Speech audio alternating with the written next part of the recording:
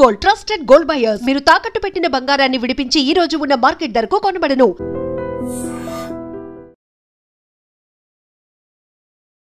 First of all మీకు happy birthday. Thank you. So 87th year అంటే అసలు ఏం తింటారు, ఏం చేస్తారు? నేను ఏది వచ్చిన అనుకోవట్లేదండి. యంగ్ 16 to 18 hours పనిచేస్తాను. Pure vegetarian. నేను బద్ధకం అనేది లేదు. సెక్సాలజీ పట్ల అవగాహన అనేది లేదు అనుకున్నప్పుడు అపోహలు కూడా అట్లాగే ఉన్నాయి కదా. చాలా మంది మగవాళ్ళు ఎప్పుడైతే వాళ్ళు దాంపత్య జీవితం పాల్గొంటారో చక్కగా ఉంటుంది. బోల్డ్ అని యూట్యూబ్ ఛానల్స్ ఉన్నాయి, అవన్నీ అథెంటిక్ అంటారా? ఎదుటివాడు చెప్పాడని బ్లైండ్ గా వినొద్దు. అంటే సెక్స్ ఒక బూతు, నీచమైంది, నువ్వు దాని మీద మాట్లాడు. 218వ పుస్తకం వీటన్నిటిని మళ్ళీ అడ్రస్ చేస్తూ సరికొత్తగా వస్తుందా? అవునండి, సరికొత్తగా వస్తుంది. Comprehensive companion to sexology for all ages and genders అని పెట్టి రాశాను. సెక్స్లో ఎవరైతే పార్టిసిపేట్ చేస్తారో వాళ్ళకి జీవితం చాలా ఆరోగ్యకరంగా ఉంటుంది. సమయం విషయం అందరూ సెక్స్ ఏంటారు అంటారు కదా. No, you do all the things. ఇప్పుడు ఆల్ జెండర్స్ అన్నారు, ఇంక్లూడింగ్ LGBTQ కమ్యూనిటీ. అవునండి, లెస్బియన్స్, గే, ట్రాన్స్జెండర్స్ చచ్చిపోతున్నారు. హోమోసెక్షువల్స్ ఉన్నారు. Artificial heart, artificial lung, artificial kidney, artificial liver, artificial pancreas, చివరికి ఆర్టిఫిషియల్ స్కిన్, ఆర్టిఫిషియల్ బ్రెయిన్ కూడా వస్తుంది. పండంటి బిడ్డను మనం తెచ్చుకోవచ్చు. ఎక్స్ట్రీమ్ కాంట్రాస్ట్ అనిపించట్లేదా మీకు? ఒక రకమైన కర్మ సిద్ధాంతం మనకు, మత నమ్మికలు, మతాచారాలు. కులం ఒకటి పనికిరాని చెప్తుంది. కులం కులం కులం, మతం మతం చంపేస్తున్నాయి. మా నాన్నగారికి మొత్తం 80 మంది. అంటే మేమేమంటామంటే కులరహిత మతరహిత వివాహాలు అంటాం. మాకే కులం లేదు, మతం లేదు. నమస్తే, welcome to I dream social spotlight with కవిత.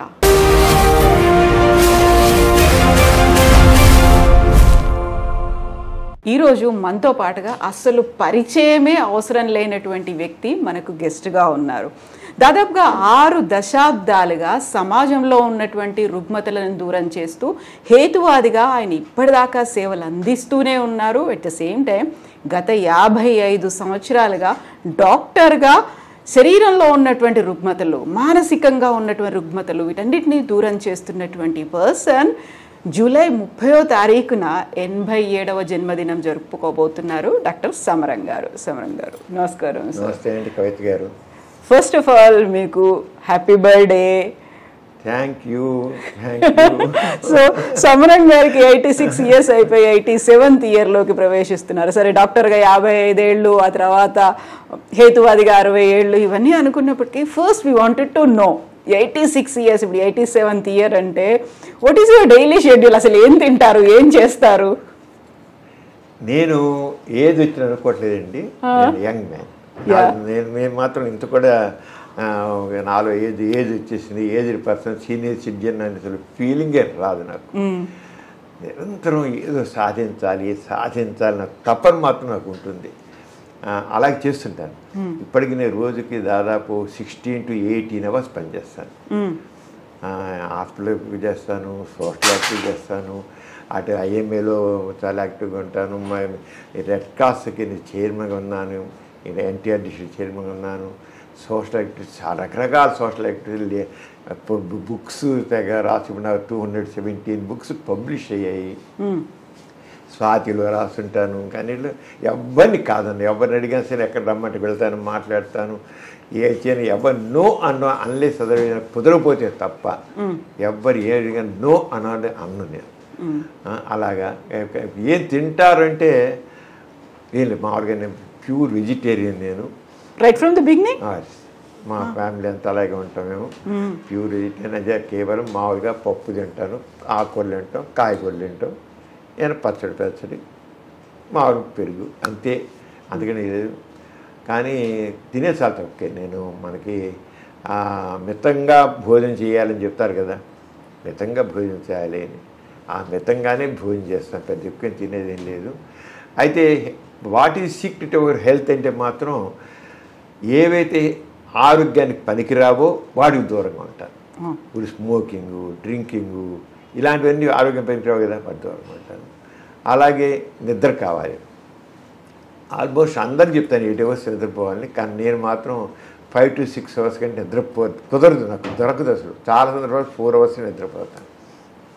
అయినా సరే పర్వాలేదు, ఎందుకంటే హాస్పిటల్ వర్క్ ఉండబట్టి తప్పదు నాకు దాన్ని. అది కాకుండా ఇవాళ చేయాల్సిన ఇవాళ ముగిస్తారు, రేపు పోస్ట్పోన్మెంట్ చేయాలి. అది మాత్రం ఆ పని అయిపోతే రాత్రి 1 గంట 2 అయినా సరే ఆ పని పూర్తి చేస్తారు. పోస్ట్పోన్మెంట్ అనేది లేదు, బద్ధకం అనేది లేదు. నాకు సోమవారపోతును చూస్తే మాకు మండుతుంది. సోమవారం అనేది నా దృష్టిలో పెద్ద క్యాన్సర్ లాంటి జబ్బు నా దృష్టిలో. సోమవారం కాదు, నో పోస్ట్పోన్మెంట్. ఇవాళ రేపటి రోజు మనది కాదు, ఇవాళే ఫినిష్ చేయాలి. రేపటి పని కూడా వాళ్ళు చేయగలిగితే వాళ్ళు చేయాలి చేస్తాను అనమాట. ఆ రంగా ఉంటాను. బహుశా నాకేంటే నేను చాలా ఆశాజీవిని. చాలా ఏదైనా సరే ఐ కెన్ అనుకుంటా, ఐ కాంట్ అని అనుకోను. ఐ కాంట్ అని లేదు. ఒకళ్ళు కాంట్ అంటే మా కవిత గారు లాంటి వాళ్ళని హెల్ప్ అడుగుతాను, చేద్దాం పని చేద్దాం, నలుగురు కలుపుకెళ్ళి చేద్దామని. ప్రతి వాళ్ళని కలిపి అందుకే మనం సాధించాలంటే ఒక్కడిని కాదు, నలుగురితో కావాలి. అంటే ప్రతి వాళ్ళ యొక్క సహకారం తీసుకుంటాను. ప్రతి పనికి ఏదైనా సరే అందరినీ ఇన్వాల్వ్ చేస్తాను. ఇన్వాల్వ్ చేసేయడం వల్ల పనులు అవుతాయి. చాలా రకరకాల పనులు చేస్తాను. అందరితో అందరినీ కలుపుకెళ్ళడం, అందరితో కలిసి చేయడం అనేటికల్లా అదే పెద్ద స్ట్రెంగ్త్. దానివల్ల అనేక పనులు చేయగలుగుతున్నాను. రెండోది రిటైర్మెంట్ రిటైర్మెంట్ తీసుకోవాలి, రెస్ట్ ఇంత వయసు వచ్చిన చాలా సవరం ఏంటి రెస్ట్ తీసుకోకుండా ఏంటి పనులన్నీ అంటుంటాను. ఇంత వయసు వచ్చింది ఇంకా ఏంటి సర్జరీలు చేయడం ఏంటి, ఈ హాస్పిటల్కి ఏంటి ఇవన్నీ ఏంటి, శుభ్రం కూర్చోక ఇంటికి అంటారు. అసలు చేయకుండా ఉండలేను. నాకు అలా అంటే వర్కాలిక్స్ అంటారు సరంగా. నాకు ఖాళీగా ఉండడం అంటే ఎప్పుడైనా ఒక గంట ఖాళీగా ఉండాలంటే నాకు రెస్ట్లెస్ అయిపోతాను. రెస్ట్లెస్ అవుతాను. ఖాళీ అనేది ఉండదు. ఖాళీ అని పెట్టుకొని ఆ టైంకి ఏదో ఒక పని చేస్తాను. కానీ ఖాళీగా ఉండవలసి వస్తే మాత్రం నేను చాలా రెస్ట్లెస్ అయిపోతాను, ఉండలేను. I do something. నా బ్రెయిన్ అలా పనిచేస్తూనే ఉంటుంది. అందువల్లే నా ఆరోగ్యం బాగుంది అనుకుంటున్నాను. బాగానే ఉంది. ఇంత చేసినా సరే నాకు కాస్త బీపీ వచ్చింది, షుగర్ వచ్చింది, ఉన్నాయి కాస్త, కానీ పూర్తి కంట్రోల్ ఉన్నాయి. కంప్లీట్గా కంట్రోల్ పెట్టుకున్నాను. కంప్లీట్ వచ్చే కనబడ ఏజ్ ఏమంటే ఏజ్కి రిలేటెడ్ అంటాం. ఏజ్ వచ్చిన కనుక ఆటోమేటిక్గా వస్తాయి. దానికి తగ్గట్టుగా నేను రోజు ఉదయం పూట మాత్రం నాకు వాకింగ్ చేసి మనదాకా వాకింగ్ చేసి వచ్చాను. వాకింగ్ చేస్తుంటే కాస్త నీ జాయింట్ పెయిన్స్ వల్లే కాస్త నీ జాయింట్ పెయిన్స్ వస్తే దాంట్లో మనకు కొద్దిగా కష్టం. నడుస్తుంటే నొప్పులు పుడతాయి, కాళ్ళ నొప్పులు పుడతాయి, మెట్లు ఎక్కుతుంటే నొప్పులు ఉన్నాయి. సో దాంతో కొద్దిగా యోగా చేద్దామని యోగా పెట్టుకుని మళ్ళీ యోగా కూడా చక్కగా ఉపయోగపడుతుంది. చాలా బాగుంది yoga. Knee pain joint pains కూడా యోగా చేయడంతో యోగా అంటే స్ట్రెచ్ ఎక్సర్సైజ్ అంతే. యోగా అంటే ధ్యానం ఏదో ఆత్మ పరమాత్మ అని కాదు. నేను ఐ డోంట్ బిలీవ్ ఇన్ ఆత్మ అని పరమాత్మ అంతే. కానీ ఆ స్ట్రెచ్ ఎక్సర్సైజ్ మనం స్కూల్లో చదువుతున్నప్పుడు డ్రిల్ నేర్పేవాళ్ళు. ఆ డ్రిల్లు నిజంగా బెస్ట్ అండ్ మంచి. ఎటువంటిగా ఇప్పుడు ఉన్న ఎడ్యుకేషన్లో అసలు ఎక్సర్సైజ్ లేకుండా నిజంగా ఎడ్యుకేషన్ అక్కడ ఈ ఎసెన్షియల్స్ చూసి చైతన్య, నారాయణ ఇలాంటివన్నీ చూసామంటే పిల్లలకి ఎవ్వరికీ లేదు. చైల్డ్హుడ్ ఒబేసిటీ ఎంత ఎక్కువైపోయిందండి ఇప్పుడు. అసలు మా హాస్పిటల్కి వచ్చే పిల్లల్ని తీసుకుంటే 80 నుంచి 90% అందరూ స్టౌటే. అరే ఒక్కడికి ఎక్సర్సైజ్ లేదు, ఏమీ లేదు, ఎప్పుడు చదువు లేచిన దగ్గర నుంచి వాళ్ళకి ఉద్యోగికి. ఇప్పుడు నేను ప్రాక్టీస్ పెట్టిన రోజుల్లో అసలు 50 ఏళ్ల క్రితం షుగర్ అన్నా బీపీ అన్నా ఒక 60 ఏళ్ళు దాటిన వాళ్ళ తర్వాత షుగర్ బీపీలు అనుకున్నాడు. ఇప్పుడు 20 ఏళ్ళ వాళ్ళకే షుగర్ బీపీలు ఉంటున్నాయండి. కాంటే నో ఫిజికల్ ఎక్సర్సైజ్, స్ట్రెస్ ఒకటి, టూ మచ్ స్ట్రెస్. చిన్న పిల్లలకు కూడా స్ట్రెస్ అనే, అసలు ఎల్కేజీ వరకు స్ట్రెస్ అనే, 1వ తరగతి కూడా స్ట్రెస్ అనే. ఆ పాఠాలు రాసుకోవాలి, చేయాలి, హోంవర్క్, అసలు ప్రతి మొదలు చదువు మళ్ళీ స్ట్రెస్తో మళ్ళీ అయిపోతుంది. వాటి ఈ ఎడ్యుకేషన్ సిస్టమ్ మారి తీరాలండి. చాలా భయంకరమైన ఎడ్యుకేషన్ సిస్టమ్ ఇది మాత్రం పనికిరా. ఎందుకు ఊరే మార్కులు ర్యాంకులు తప్ప మనిషిని వాడి వ్యక్తిత్వ వికాసం మాత్రం ఉండట్లేదు. అంటే నా ఆరోగ్యం బాగుందంటే కారణం అంటే ఆ స్ట్రెస్కి దూరంగా ఉంటాను. ప్రశాంతంగా ఉంటుంది. ఎంత పని చేసేసరి మనసు ప్రశాంతం వస్తుంది. ఒకేసారి 4 పనులు చేయాలి, ఏకకాలంలో చేయాలంటే అది ఫినిష్ చేయాలి. ఇలా టైం బౌండ్ ఆ ఫినిష్ చేయాలంటే ఆ స్ట్రెస్ టెంపరీ వస్తుంది, రాకుండా ఎవ్వడు ఉండడు. స్ట్రెస్ లేని మనం పని చేయలేం. మనం స్ట్రెస్ ఉంటేనే ఈ టైం ఇవ్వాలంటేనే అవ్వాలంటేనే మా స్ట్రెస్ ఫీల్ అయితే పని చేస్తాం, లేకపోతే బద్దకాయ పోస్ట్ పోన్ చేస్తాం, అవ్వదు. ఇలా ఉంటుంది. పని చేయడం స్ట్రెస్ ఉండాల్సిందే, కానీ ఆ స్ట్రెస్ని కంటిన్యూ చేయకూడదు. కట్ చేయగలిగే సామర్థ్యం ఉండాలి. అవన్నీ ఆ స్కిల్స్ డెవలప్ చేసుకున్నాను. నేను స్ట్రెస్ ప్రశాంతం చూడండి, ఉదయం పని చేస్తాను, ఇది ప్రశాంతంగా మాట్లాడుతున్నాను. అవును కదా, మరి స్ట్రెస్ ఎక్కువైపోయింది అనేది, ఒత్తిడిని తట్టుకోలేకపోతున్నాం, ఒక డిప్రెషన్లోకి వెళ్ళిపోతున్నారు, ఆల్మోస్ట్ ఒక సూసైడల్ టెండెన్సీస్ అనేవి కూడా కనిపిస్తున్నాయి కదా. సో ఏం చెప్తారు వాళ్ళకి? వాళ్ళకంతా కలిసి స్ట్రెస్ అని ఎడ్యుకేషన్ సిస్టంలో మాత్రం ఫ్రీగా ఉండాలి. ఒకటి ఒత్తిడి కూడా హౌ టు ఓవర్కమ్ స్ట్రెస్ అని తెలియాలండి ప్రతి వాళ్ళకి, చాలా అవసరం. ఇప్పుడు సాఫ్ట్వేర్ ఇంజనీర్స్ ఉన్నారు, సాఫ్ట్వేర్ ఇంజనీర్స్కి ఎంత స్ట్రెస్ అండి వాళ్ళకి, చెప్పండి. స్ట్రెస్ వాళ్ళ పెళ్లి చేసుకుంటారు, కానీ వాళ్ళు ఎవరు నా దృష్టిలో ఎవరు కొద్ది మంది ఒక 10% 20% లైఫ్ ఎంజాయ్ చేస్తున్నారు. తక్కిన 80% వాళ్ళ జీవితాన్ని కోల్పోతున్నారు మన ఖచ్చితంగా. అందుకని మీరు డైవర్స్ తీసుకున్నట్లయితే దాదాపు 80% సాఫ్ట్వేర్ ఇంజనీర్స్ వాళ్ళే ఉంటారు. వాళ్ళు అడ్జస్ట్ కాలేరు కూడాను. పైగా ఈగో కాంప్లెక్స్ కావాల్సింది, ఈగో కాంప్లెక్సెస్. ఒకళ్ళు ఈగోని మాత్రం ఇప్పుడు ఎంత ఉందంటే మనుషుల్లో, ఇంత అంత కాదు. నేను ఎందుకు మాట్లాడాలి, నేను ఎందుకు ఇవ్వాలి అంత ప్రతి వాళ్ళు నేను నేను నేను తప్ప మనం అనేది బుయ్యం లేదు, అయ్యని ఉంది. అంటే ఇప్పుడు ఈ స్ట్రెస్ని ముఖ్యంగా ఓవర్కమ్ నేర్చుకోవాలి. రిలాక్సేషన్ ఎలా ఉండేది తెలుసుకోవాలి. ఇప్పుడు యోగా డే జరిగింది. 1 month మన ఆంధ్రప్రదేశ్లో అయితే 1 month కంటిన్యూస్గా యోగా చేస్తారు. మా సీఎం గారు చెప్పిన కంటిన్యూస్ 1 month చాలా బెస్ట్ అంటాను నేను. అది కంటిన్యూ చేయాలి. అంటే ప్రతి వాళ్ళ జీవితం అప్పుడు ఆ 1 month వాళ్ళు చేసిన వాళ్ళు అది కంటిన్యూ చేస్తేనే బెస్ట్. ఎందుకంటే తప్పకుండా రిలీఫ్ వస్తుంది.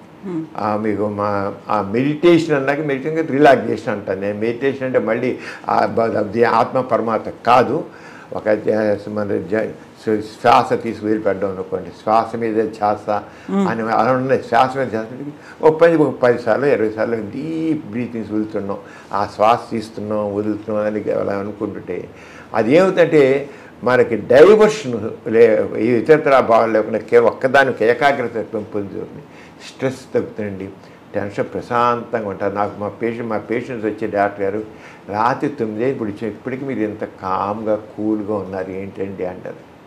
నిజంగా కూల్గా వాళ్ళు ఎప్పుడు వచ్చినా సరే విసుక్కోను కామ్గా కూల్గా అంటే నేను ఆ చేసేటువంటి ఆ రిలాక్సేషన్ థెరపీ నాకు కూల్గా ఉంటుంది. పని స్ట్రెస్ లేకుండా ఉండదు, కానీ స్ట్రెస్ని ఓవర్కమ్ చేస్తాం. అంచేత ప్రతి ఒక్కరు హౌ టు ఓవర్కమ్. అంచేత యోగా అనేది అంటే యోగా అంటే ఇప్పుడు యోగా అనేటికల్లా ఆత్మ పరమాత్మ ధ్యానం ఇవన్నీ అవన్నీ పక్కన పెట్టేసేయండి. స్ట్రెచ్ ఎక్సర్సైజ్, కాన్సన్ట్రేషను, శ్వాస మీద ధ్యాస పెట్టేసే ఆ డైవర్షను అవన్నీ వస్తాయి. అంటే ఈ లైఫ్ స్కిల్స్ కావాలండి మనకి. లైఫ్ స్కిల్స్ ఇప్పుడు జరుగుతుందంటే మనకు తక్కినన్నీ చదువుతున్నాము, మన గురించి మనం చదవట్లేదు. అది పెద్ద ల్యాకింగ్ అవ్వదు ఎడ్యుకేషన్లో. మన గురించి ఇప్పుడు అదే మీకు సెక్షువల్ ప్రాబ్లమ్స్ ఉంటున్నాయి.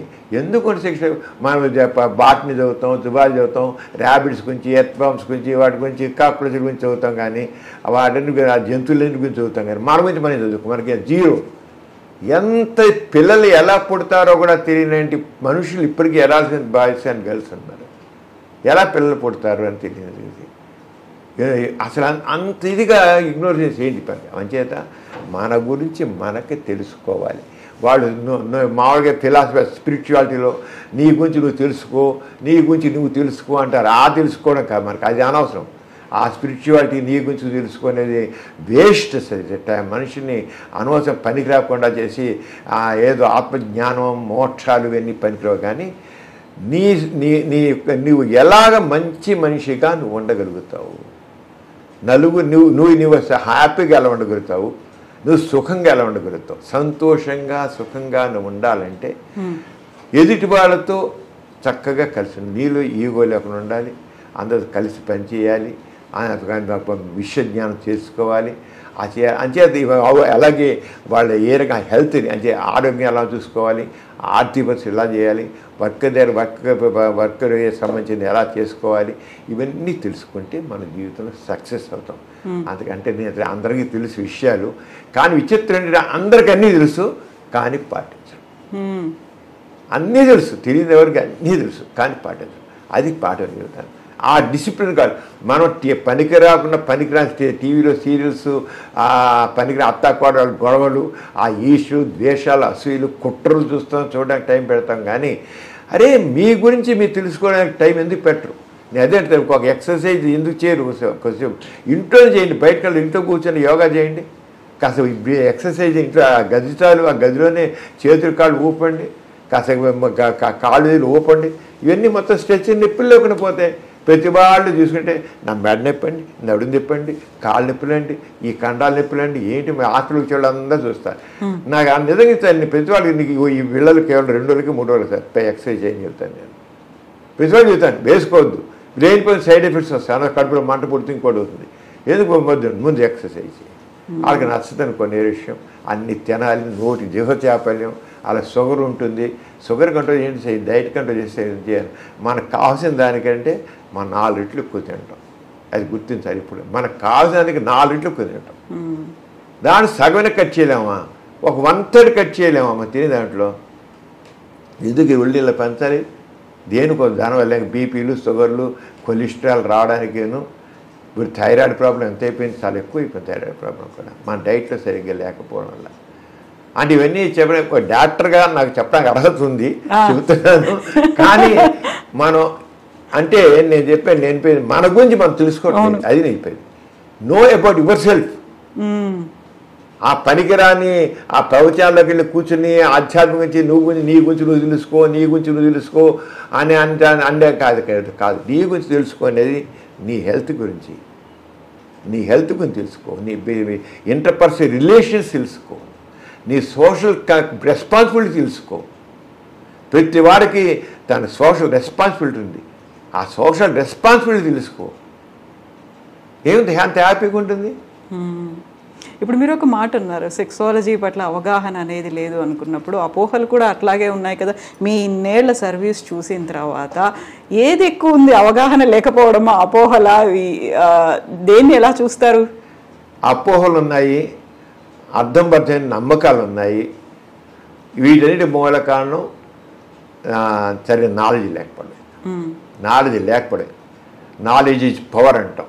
ఈ నాలెడ్జ్ ఈజ్ పవర్, ఆ నాలెడ్జ్ లేకపోవడం వల్ల ఇంకోటి ఏంటంటే మనిషికి కాస్త క్రిటికల్ థింకింగ్ కావాలి. Scientific knowledge and scientific temper అంటాం.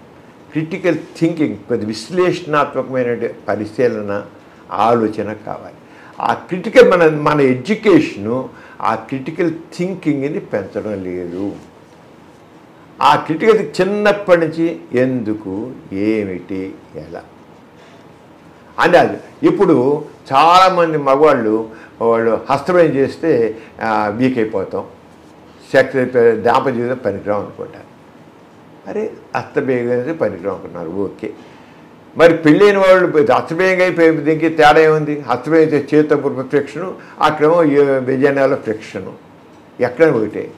ఇంకేంటి, ఎందుకు నష్టం కలిగింది? మరి పెళ్ళైన వాళ్ళ మీద శుభ్రంగా హాయిగా అన్ని సంవత్సరాలు అన్ని దశాబ్దాల పాటు ఆరోగ్యంగా ఉంటున్నారు కదా, పెళ్ళాక ఇంకా ఆరోగ్యంగా ఉంటున్నారు కదా. పెళ్ళి కాకముందు మీరు చూడండి, పెళ్ళి కాకముందు కంటే పెళ్ళైన వాళ్ళు చాలా ఆరోగ్యంగా ఉంటారు.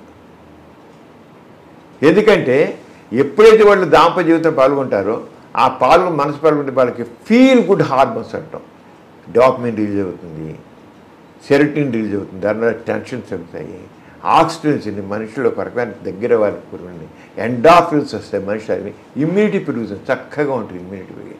అంతే మనిషి ఆరోగ్యంగా జరుగుతుంది. దాంతో ఇంట్లో ఒక టైం భోజనం చేయడం ఉంటాయి, చిన్న మామూలు టైం భోజనం చేయడానికి సరిగ్గా ఉండరు, చదువుకున్న రోజుల్లో స్ట్రెస్ ఉంది. అంచేత ఈ సెక్సాలజీ దాంట్లో ఎందుకు, ఏమిటి, ఇప్పుడు చాలా ఏమనుకుంటారంటే ఒక వీరి బొట్టు 60 రక్త బొట్టులతో సమానము అని ఒకటంటే, ఇంకోటి ఒక వీరి బొట్టు 100 రక్త బొట్టులతో సమానం అంటాడు. అరే ఇచ్చాడు వీర్యం సెమెన్, దానికి ఏమి విలువ లేదు. ఎప్పుడూ ఒకనప్పుడు ఆ ప్రాచీన గ్రంథాల్లో రాసి ఉండొచ్చు, ప్రాచీన గ్రంథాల్లో అప్పుడు ఉన్న అవగాహన పెట్టి రాసే వాళ్ళని అనొద్దు మనం. వాళ్ళు ఆ రోజుల్లో రాశారు. కానీ సైన్స్ ఇది అడ్వాన్స్ అయిపోయి కూడా ఇప్పటికే పట్టుకుని వేలాడడం అంటే మన మూర్ఖత్వాన్ని కాకపోతే ఇంకేం తెలియజేస్తుందండి? సైంటిఫిక్ థింకింగ్ నిజమేనా?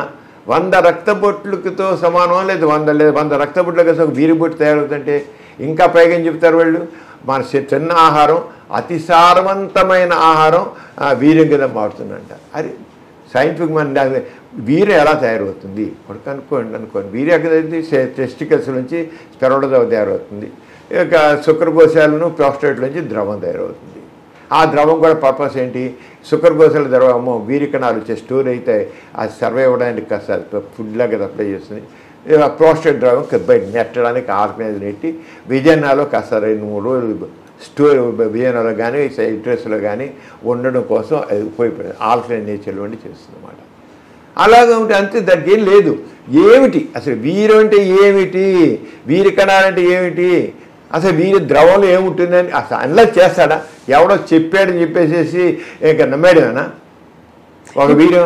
అందుకే కవిత గారు నేను చెప్పేది ఏంటంటే, ఒక విషయాన్ని బ్లైండ్గా బిలీవ్ చేయవద్దు.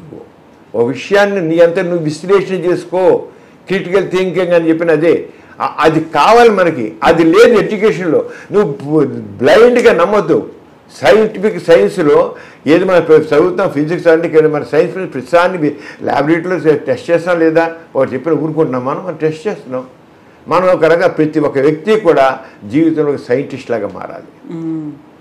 మారినప్పుడు వాడు ప్రతి ఏళ్ళ సోషల్ ఇష్యూస్ కావచ్చు, ఏ విషయం సరే ఎనలిటికల్గా క్రిటికల్గా థింకింగ్తో వాడు ఉంటే వాడు చక్కగా ఉంటాడు. అంచేత సెక్షువల్ ప్రాబ్లమ్స్ విషయంలో తీసుకున్నట్లయితే చాలామంది ఇప్పటికీ హస్తమయం చేస్తే మనిషి పాడైపోతాడు, వీరి నష్టం అయితే మనిషి వీక్ అయిపోతాడు. నథింగ్. విలువైందే కాదు అసలు. అతిసారం పదార్థం వీర్యంగా మారదు. ఎందుకైనా భయం అలాగా? ఎందుకైతే కనీసం ఆలోచిస్తున్నాడా? ఏ రంగం విలువైంది, ఏ రంగం అసలు తిన్న ఆహారం వీర్యంగా మారుతుందని వాడు అనలైజ్ చేస్తున్నాడు. వాళ్ళ శరీరం గురించి వాడు తెలుసుకుంటున్నాడు. అసలు బోల్డ్ అన్ని యూట్యూబ్ ఛానల్స్ ఉన్నాయి, చాలా వాటిలలో వీడియోస్ చిన్న చిన్న క్లిప్పులు షార్ట్స్ రూపంలో వస్తున్నాయి కదా, అవన్నీ అథెంటిక్ అంటారా? వాటన్నింటినీ చూసేటువంటి ప్రజలు చాలామంది ఉన్నారు కదా.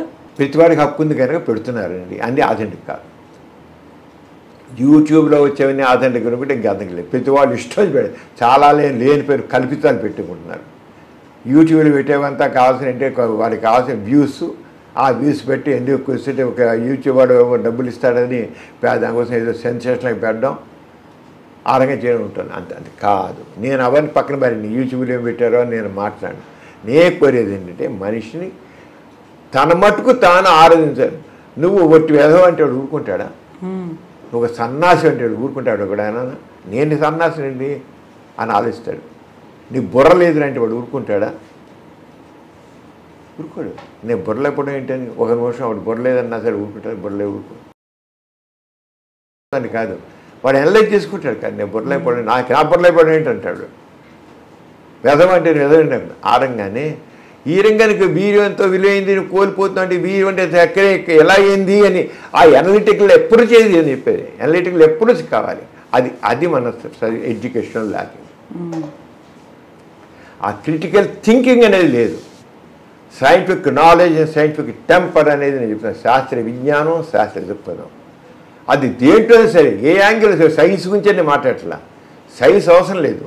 పాలిటిక్స్ గురించి కావచ్చు, సోషల్ సైన్స్ కావచ్చు, ఆర్ట్స్ కావచ్చు, ఏ సరే. ఎదుటివాడు చెప్పాడని బ్లైండ్గా వినొద్దు. నీ మట్టుకు నీకు ఫ్రీ థింకింగ్, వాడికి freedom is the thought, freedom of speak. మన కాన్స్టిట్యూషన్ ప్రకారం ఫ్రీడమ్ ఆఫ్ ఎక్స్ప్రెషన్ అని ఉంది కదా, ఉంది కదా. ఫ్రీడమ్ ఆఫ్ ఎక్స్ప్రెషన్ ఉంది. ఫ్రీడమ్ ఆరంగానే freedom of thought, freedom of expression ఆరంగానే ఆలోచించు. మన దాన్ని తీసుకొచ్చి ఆలోచన ఎంతవరకు కరెక్టు నేను చెప్పాల్సిన జనం చెప్పేది అదే చెప్తాను. యూత్ని కనేయండి అని కొన్ని వందల కాలేజీలో మాట్లాడే యూత్ ఇలాగే ఎప్పుడు చేస్తాను.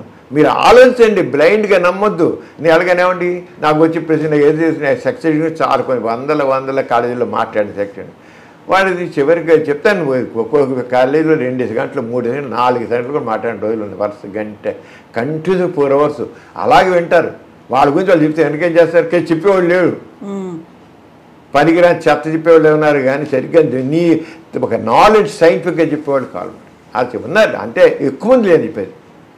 ఆ సైంటిఫిక్ నాలెడ్జ్ని మనం దాన్ని స్ప్రెడ్ చేయాలి మనం. అంచేత ఇప్పుడు చాలామంది ఇప్పుడు ఈ సెక్స్ గురించి అపోహలు మీరు ఎక్కువ ఉన్నాయా ఏమిటి అని అంటే అపోహలు ఎక్కువ ఉన్నాయి. కానీ అంటే మనం ఆలోచించండి కనుక నాలెడ్జ్ చేయాలి. దానికోసమే నేను చదువుకున్న రోజుల్లోనే ఒకసారి మా ప్రొఫెసర్ గారు వచ్చారు, ఎంఏ ఆయన కొంచెం లేట్గా వచ్చారు క్లాస్కి, బెడ్ సైడ్ క్లినిక్స్ ఉన్నప్పుడు. నేను లేట్గా ఎందుకు వచ్చానో తెలుసా అన్నారు. ఏదో మీకు ఎమర్జెన్సీ కేసు ఏదో ఇచ్చి ఉంటుంది, ఏం చేసి రాలేదని ఏదో అన్నాం మేము. కాదు, నా దగ్గర ఒక ఐఏఎస్ ఆఫీసర్ వచ్చాడు, వాడికి పెళ్ళి కాబోతుందంట, వాడు ఐఏఎస్ వాడు, ర్యాంక్ హోల్డరు, వాడు వచ్చి నాకు పెళ్ళి కాబోతుంది, నేను నాకు హస్తబెంచి బాగా ఎక్కువ చేశాను ఇంతకుముందు, వీర్యం కూడా చాలా మానేశాను, అయినా వీర్యం పోయింది, చాలా వీర్యం పోయింది, నేను ఇప్పుడు పెళ్ళికి పనికొస్తానా రానా అని కనుక్కోవడానికి వచ్చాను అని అన్నట్టు. ఆ ప్రొఫెసర్ అన్నాడు అని చెప్పి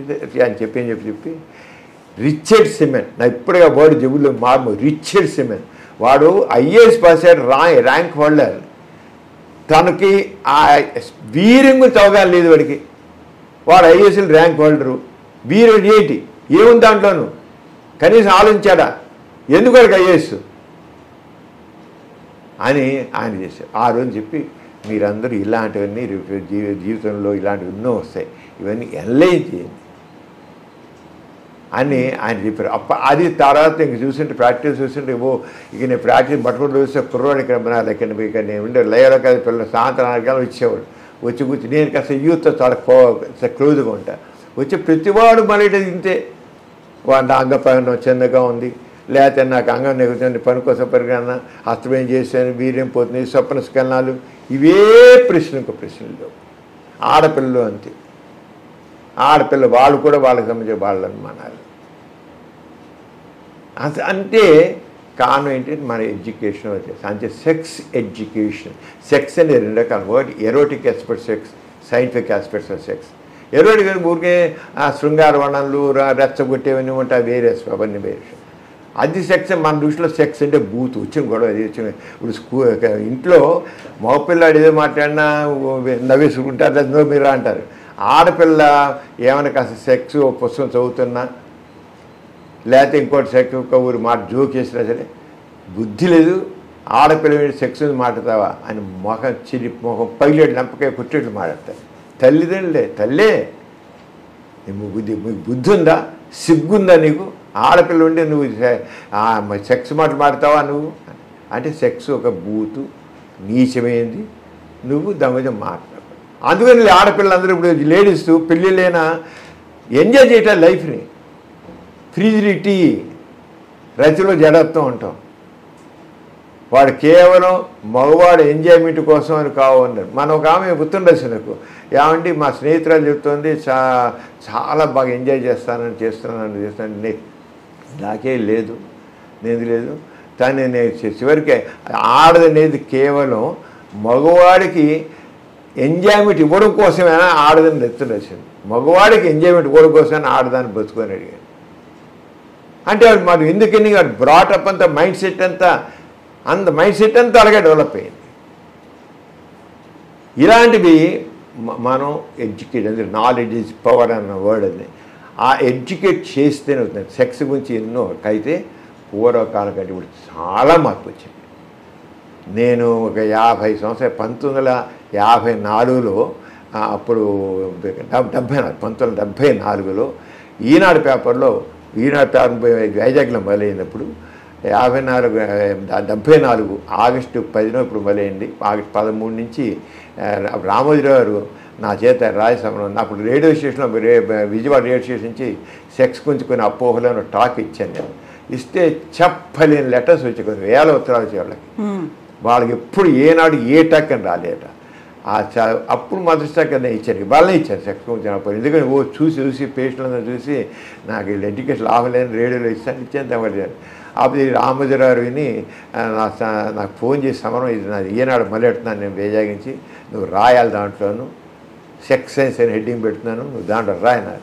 నేను పెద్ద నేనేమి దాంట్లో పెద్ద ఎక్స్పర్ట్ ఏం కాదండి, కొద్దిగా 4 చెప్పి 4 కాదు రాయి, నువ్వు రాయగలవు, చేయి ముందు నీకు నువ్వు చేసిన ఆటోమేటిక్గా నీకే అందరూ నీకు నాలెడ్జ్ చదువుతుంది, చేయని పెట్టి నీకు రాయించాను.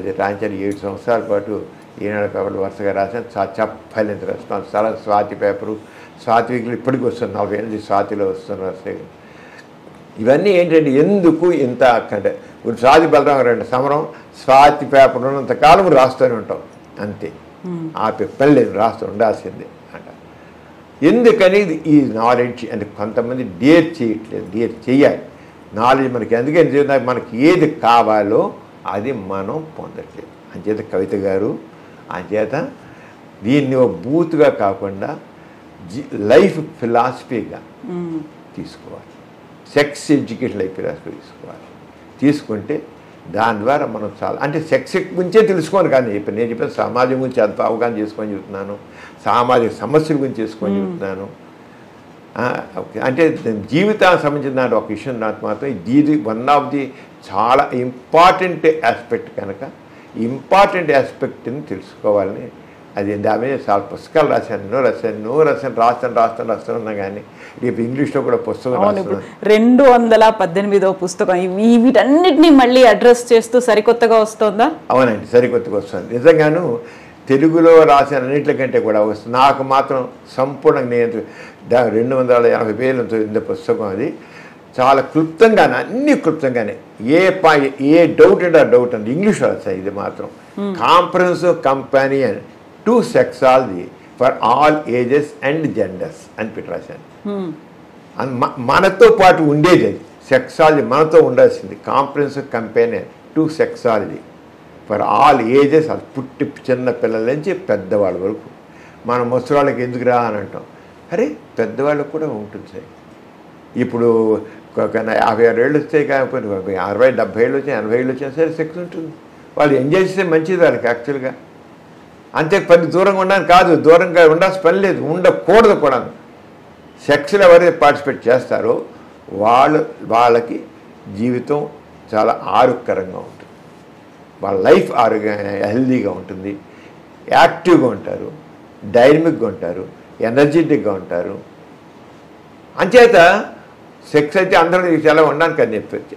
అది లైఫ్లో ఏదైతే ముఖ్యమైందో దాన్ని నెగ్లెక్ట్ చేయమని చెబుతున్నాను. అదే లైఫ్ అదే చెవిని పెట్టుకుని నేను చెప్పట్లేదు, అది మరి చెప్తున్నాను. అదే సమరం చేయండి అందరూ సెక్స్ సెంటర్ అంటున్నారు కదా. No, you do all the things. But ఏదైతే పనికిరాదు అబెండెంట్ అని అంటున్నారో అది కాదు. దాన్ని మాత్రం దాని యొక్క ఇంపార్టెన్స్ కూడా మరి ఆకలిస్తే అన్నం తినట్లేదా, దాహం వేస్తే నీరు తాగట్లేదా, అలాగే సెక్షువల్ దానికి కూడా అలాగే నీరు. ఇప్పుడు ఆల్ జెండర్స్ అన్నారు, ఇంక్లూడింగ్ LGBTQ కమ్యూనిటీ.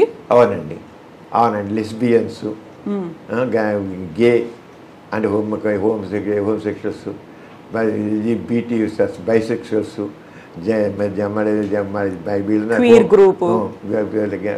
మొత్తం ట్రాన్స్జెండర్స్, వీళ్ళందరూ ఇంకా సెక్షువల్స్ ఉన్నారు. కొందరు ఉన్నారు వాళ్ళకి సెక్సే ఉండదు, వాళ్ళకి కానీ ప్రాబ్లమ్స్ తెలియకుండా వాళ్ళకి సెక్స్ లేదు, వాళ్ళు సరిగ్గా పిల్లవాళ్ళకి నో ఫీలింగ్స్ ఎట్ ఆల్. వాళ్ళు చాలా క్లోజ్గా ఉంటారు, పెళ్ళిళ్ళు కూడా చేసుకుంటారు. మగవాడు చెడుగా ఎగురితే ఆడవాళ్ళే ఉన్నారు, మగవాళ్ళు ఉన్నారు. టచ్ చేయకంట, అది మాత్రం నన్ను ముట్టుకో. చాలా ఫ్రెండ్లీగా ఉంటారు, నన్ను మాత్రం టచ్ చేయి. సెక్షువల్స్ అంటాం, చాలా కొద్దిగా ఉంటారు, ఎక్కువ మంది లేరు కానీ ఉన్నారు. ట్రాన్స్జెండర్స్ ఉన్నారు, హోమోసెక్షువల్స్ ఉన్నారు. ట్రాన్స్జెండర్స్ చచ్చిపోతున్నారు, హోమోసెక్షువల్స్ ఉన్నారు. ఇవైతే మన ఇండియన్ కాన్స్టిట్యూషన్ ప్రకారంగా అయితే కొద్దిగా వాళ్ళందరికీ మన చట్ట ప్రకారం వీళ్ళకి కొద్దిగా రైట్స్ వచ్చాయి. తప్పలేదు. మనకు అన్నీ జెనెటిక్గా వచ్చే డిఫెక్ట్స్, జెనెటిక్ వచ్చి యాక్సెప్ట్ చేయాలి. అదే చెప్తారు. మనకు కొంత ట్రాన్స్జెండర్స్ ఉంటారు, వాళ్ళు కలవలేరు, వాళ్ళు హిజ్రాస్ లాగా మారిపోవాలని అనుకుంటారు. ఏంటండి మా ఇంట్లో లేదు, వంట లేదు, ఎట్లా అని అంటే వాళ్ళు చెప్పమంటారు, మాకేం తెలుసండి, మాకు ఇలా పుట్టాడు, మేము ఇప్పుడు అమ్మాయిలాగా అవుతాను. అవునండి, మేము తీసుకుంటాం, మా కడుపును పుట్టిన బిడ్డే కదా, వీళ్ళు యాక్సెప్ట్ చెప్పండి సమాజానికి కదా. ఎవ్వడికి అది దమ్ము లేదు.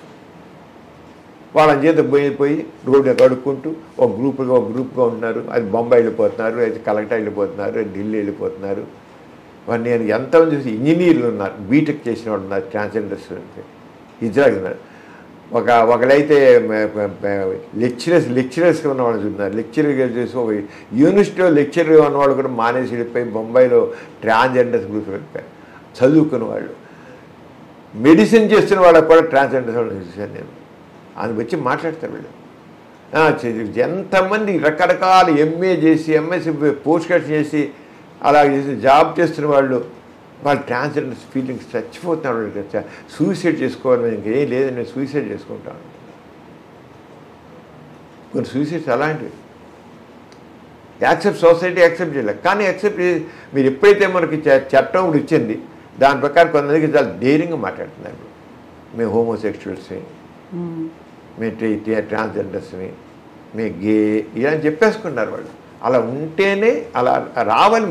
వీళ్ళు చేసే తప్పు కాదండి అది.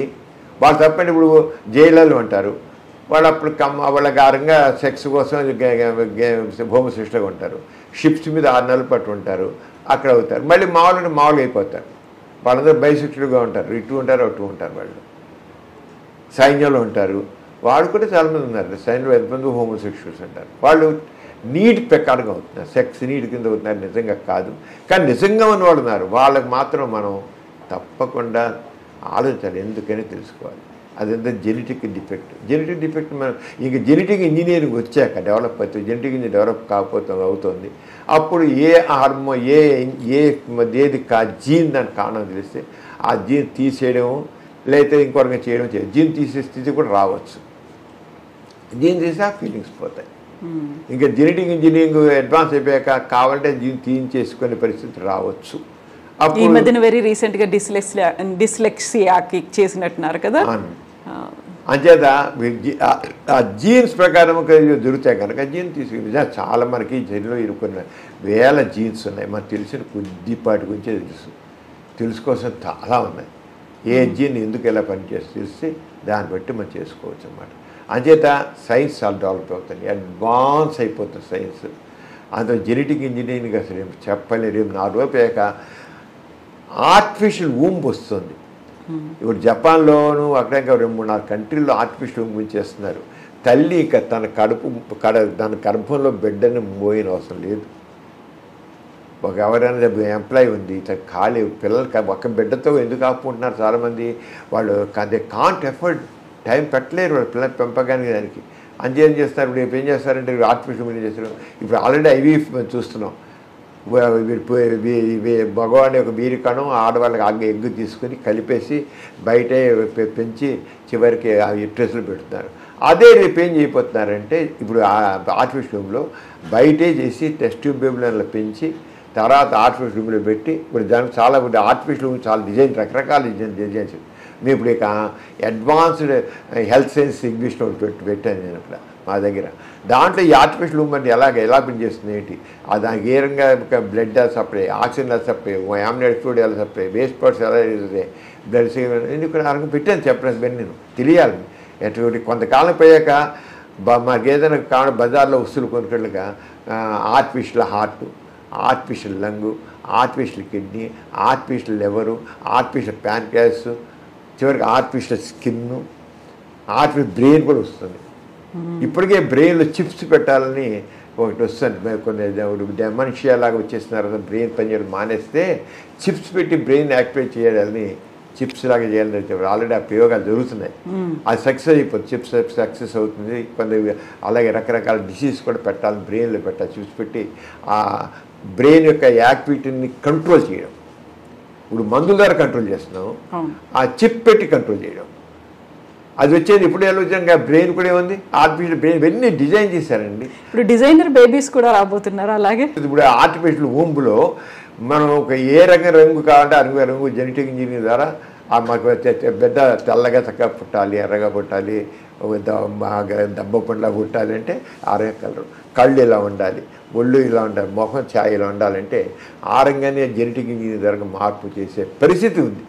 అది ఆర్టిఫిషియల్ వూంబ్ ద్వారా జరుగుతుంది. అది ఎంతో కాలం లేదు. ఆ మధ్య మరి ఒక వీడియో వచ్చింది. జపాన్లో ఆల్రెడీ ఓ బేబీ పుట్టిందని పెట్టారు. అది ఎంతవరకు ఒక ఎందుకు ఎవరు కన్ఫర్మ్ చేయలేదు అది, కానీ సోషల్ మీడియాలో అన్ని వచ్చేసరికి అది కూడా వచ్చేసింది. జపాన్లో ఒక బేబీ పుట్టిందని చెప్పేసి పెద్ద గొప్పగా పెట్టేశారు దీంట్లో, దీంట్లో సోషల్ మీడియాలో పెట్టారు. అది ఇంకా కన్ఫర్మ్ కాలేదు, సైంటిఫిక్గా కన్ఫర్మ్ కాలేదు. కానీ ఆ బేబీ ఎలా పెరిగింది, ఏమిటి, ఎలా డెలివరీ ఎలా చేశారు, బేబీ తీసి ఇది చేసినట్టుగా చెప్పి పెట్టారు. అది వస్తుంది, అది తప్పకుండా వస్తుంది. అది ఏ కాదు, డిఫరెంట్గా ఇంకా మన వీరికణం ఆ ఎగ్ కలిపేసి పెట్టేసి మనం వెళ్ళిపోయి మధ్య 9 నెలలు పోయాక మన బేబీని మనకి ఇచ్చేస్తారు, తెచ్చేసుకోవచ్చు. పండంటి బిడ్డను మనం తెచ్చుకోవచ్చు అంతే. ఇప్పుడు మనం ఇంత అడ్వాన్స్ టెక్నాలజీ గురించి మాట్లాడుకుంటున్నాం, ఆర్టిఫిషియల్ బ్రెయిన్, వీటన్నిటి గురించి మాట్లాడుకుంటుంటే 55-60 ఏళ్ళుగా మీరు దేనికోసమైతే అవేర్నెస్ కోసం ఇంకా చేస్తున్నారో దాని గురించి ఇంకా ఇంకా ఇంకా చెప్పాల్సి వస్తుంది. మీరు ప్రతిసారి కాలేజీలోకి వెళ్ళి లెక్చర్స్ ఇన్ని ఇవ్వాల్సి వస్తుంది, ఇన్ని అవేర్నెస్ వీడియోలు చేయాల్సి వస్తుంది. ఒక ఐరనీ లేకపోతే ఒక ఎక్స్ట్రీమ్ కాంట్రాస్ట్ అనిపించట్లేదా మీకు? అవును కవిత గారు. ఇప్పుడు ఏంటంటే మనకి ఆ తగిన ఆలోచన మన ఇండియాలో ఏంటి అయిపోయిందంటేనండి, మన భారతదేశం ముఖ్యంగా ఒక రకమైన కర్మ సిద్ధాంతం మనకుంది. మన కర్మ సిద్ధాంతం, దాంతో ఏమో లేదా దైవభావం ఇవన్నీ ఉండేది కదా. మనిషిని ఒక రకమైన ఆ స్వేచ్ఛగా ఆలోచించడం లేకుండా ఎక్కడ అవుతుంది ఏంటో, అది అంత మనకు అదృష్టం ఉందా, అదృష్టం దురదృష్టం, ఇది అవుతుందా, ఇది మనిషి నా దురదృష్టం, నాకు ఆలోచన నాకు లేదు, నాకు ఆలోచన నాకు ఇది లేదు అని అన్నీను మనిషి తను తగ్గించుకునే స్థితి మనకు. Man is supreme, man is master అన్న పద్ధతి ఫ్రీ విల్ ఎప్పుడైతే ఉంటుందో మనిషి ఆలోచన పెట్టాడు. మన ఆస్తిక జాలం వల్ల మనిషిలో ఆ ఫ్రీ విల్ అనేది లేకుండా పోతుంది. ఫ్రీగా ఆలోచించలేకపోతే చెప్పాను ఫ్రీ థాట్ అని, ఫ్రీ ఎక్స్ప్రెషన్ అని, అది లేకపోయే కల్లా మనది అట్లా అంతే. దానివల్ల అందుకని మనం ఏం చేయాలంటే మనుషుల్లో ఆలోచించండి, స్వేచ్ఛగా ఆలోచించండి. ఎవరో చెప్పారు, ఈ గ్రంథాల్లో చెప్పారు, ఆ గ్రంథాలు, ఆ మత గ్రంథాల్లో చెప్పారు. ఇప్పుడు మతం అనేది మనిషిని చెప్పుకుండా చేస్తుంది. మత నమ్మికలు, మతాచారాలు, సాంప్రదాయాలు మనిషిని కట్టుబడేస్తుంది. ఎప్పుడైతే మనిషి ఆ మత సంఖ్యలన్నీ తెంచుకొని బయటపడతాడో ఒక్కసారి స్వేచ్ఛావాయు పిలుస్తాడు, చనిపోతాడు. కానీ మన సమాజంలో ఆ మత సంఖ్యలలో బంధించిపోయి, అర్థం పడుతున్న సాంప్రదాయమైన సంఖ్యలలో బంధింపడిపోయి మనిషి బందీ అయిపోయి ఉన్నాడు. అందువల్ల మనం అవట్లేదు. అందుకని చెప్పాల్సి వస్తుంది. ఎప్పుడైతే ఈ సంఖ్యల్ని తెంపుకుంటాడో స్వేచ్ఛగా వస్తాడు. సంఖ్యలతో బందీ అయి ఉన్నాడు. జైల్లో ఉన్నవాడు ఆ జైల్లో నుండి విడిపోయినట్టుగా వీడు అలాగే ఆ భావాలతో మంది చేయలేదు. చాలామందికి ఏదో మాట్లాడి చెప్పాలి, కానీ యాక్చువల్గా చెప్పరా ఏమో అమ్మా నాన్న ఏమంటారో, మన బంధువులు ఏమంటారో, మన సమాజం ఏముంటుందో, మన కులం వాళ్ళు ఏమంటారో. ఈ కులం ఒకటి పనికిరాని చెత్తది. కులం మతం ఈ కులం మతం అనేది మనుషుల్ని అసలు ఎందుకు పనికిరావడం, మనుషులోని విషాదపు దాన్ని చంపేస్తున్నాయి. ఈ కులతత్వం మతత్వం బయటపడి దాంతో రాజకీయ పార్టీలో ఓట్లు కోసమని ఇప్పుడు చూడండి, జనగణన అనేది చేస్తున్నారు కదా. కుల ప్రకారంగా జనగణన చేయాలని, జనాభా సేకరణ అనేది కులం ప్రకారంగా జనగణన. ఇంకా కులం అనేది ఇంకా ఎక్కువ అవుతుంది. ఈ ఓట్లు అడిగేటప్పుడు మన కులం వాళ్ళు ఎంతమంది ఉన్నారు లెక్క కట్టుకో, ఈ కట్టుకున్నారు, ఈ నియోజకవర్గంలో ఎంతమంది కాక ఈ క్యాండిడేట్ పెడతాం, ఈ కులం అని పెడదాం. అంత మన కులం వాళ్ళది ఒకటి ఉండాలి, మన కులవాన్ని ఎన్నుకోవాలి. అరే ఇప్పుడు వస్తుంది సమాజం, ఎప్పుడు వస్తుందండి ఇలాంటి భావాలు ఉంటే? ఇప్పుడు మనిషికి అవకాశాలు అంటే ఆర్థికంగా ఉన్న తీసుకోండి, ఆర్థికంగా వెనకబడతానని తీసుకోవాలి, కానీ కులం ప్రకారం కాదు. వెనక కొంతమంది కులాలు కావాలి, కులాల వాళ్ళకి అవకాశం లేదని చెప్పి ఇంకా కులాలను తీసుకొని ఈ ఫలానా వాళ్ళు తక్కువ ఉంది, వీళ్ళు తక్కువ ఉందని చెప్పి ఆ కులాల ప్రకారంగా కాదు. ఆర్థికంగా వెనకబడ్డ వాళ్ళు అది అగ్ర కులస్తులు అంటే కింద కులస్తులు ఉన్నారు, వాళ్ళకి అవకాశాలు కలిగించండి.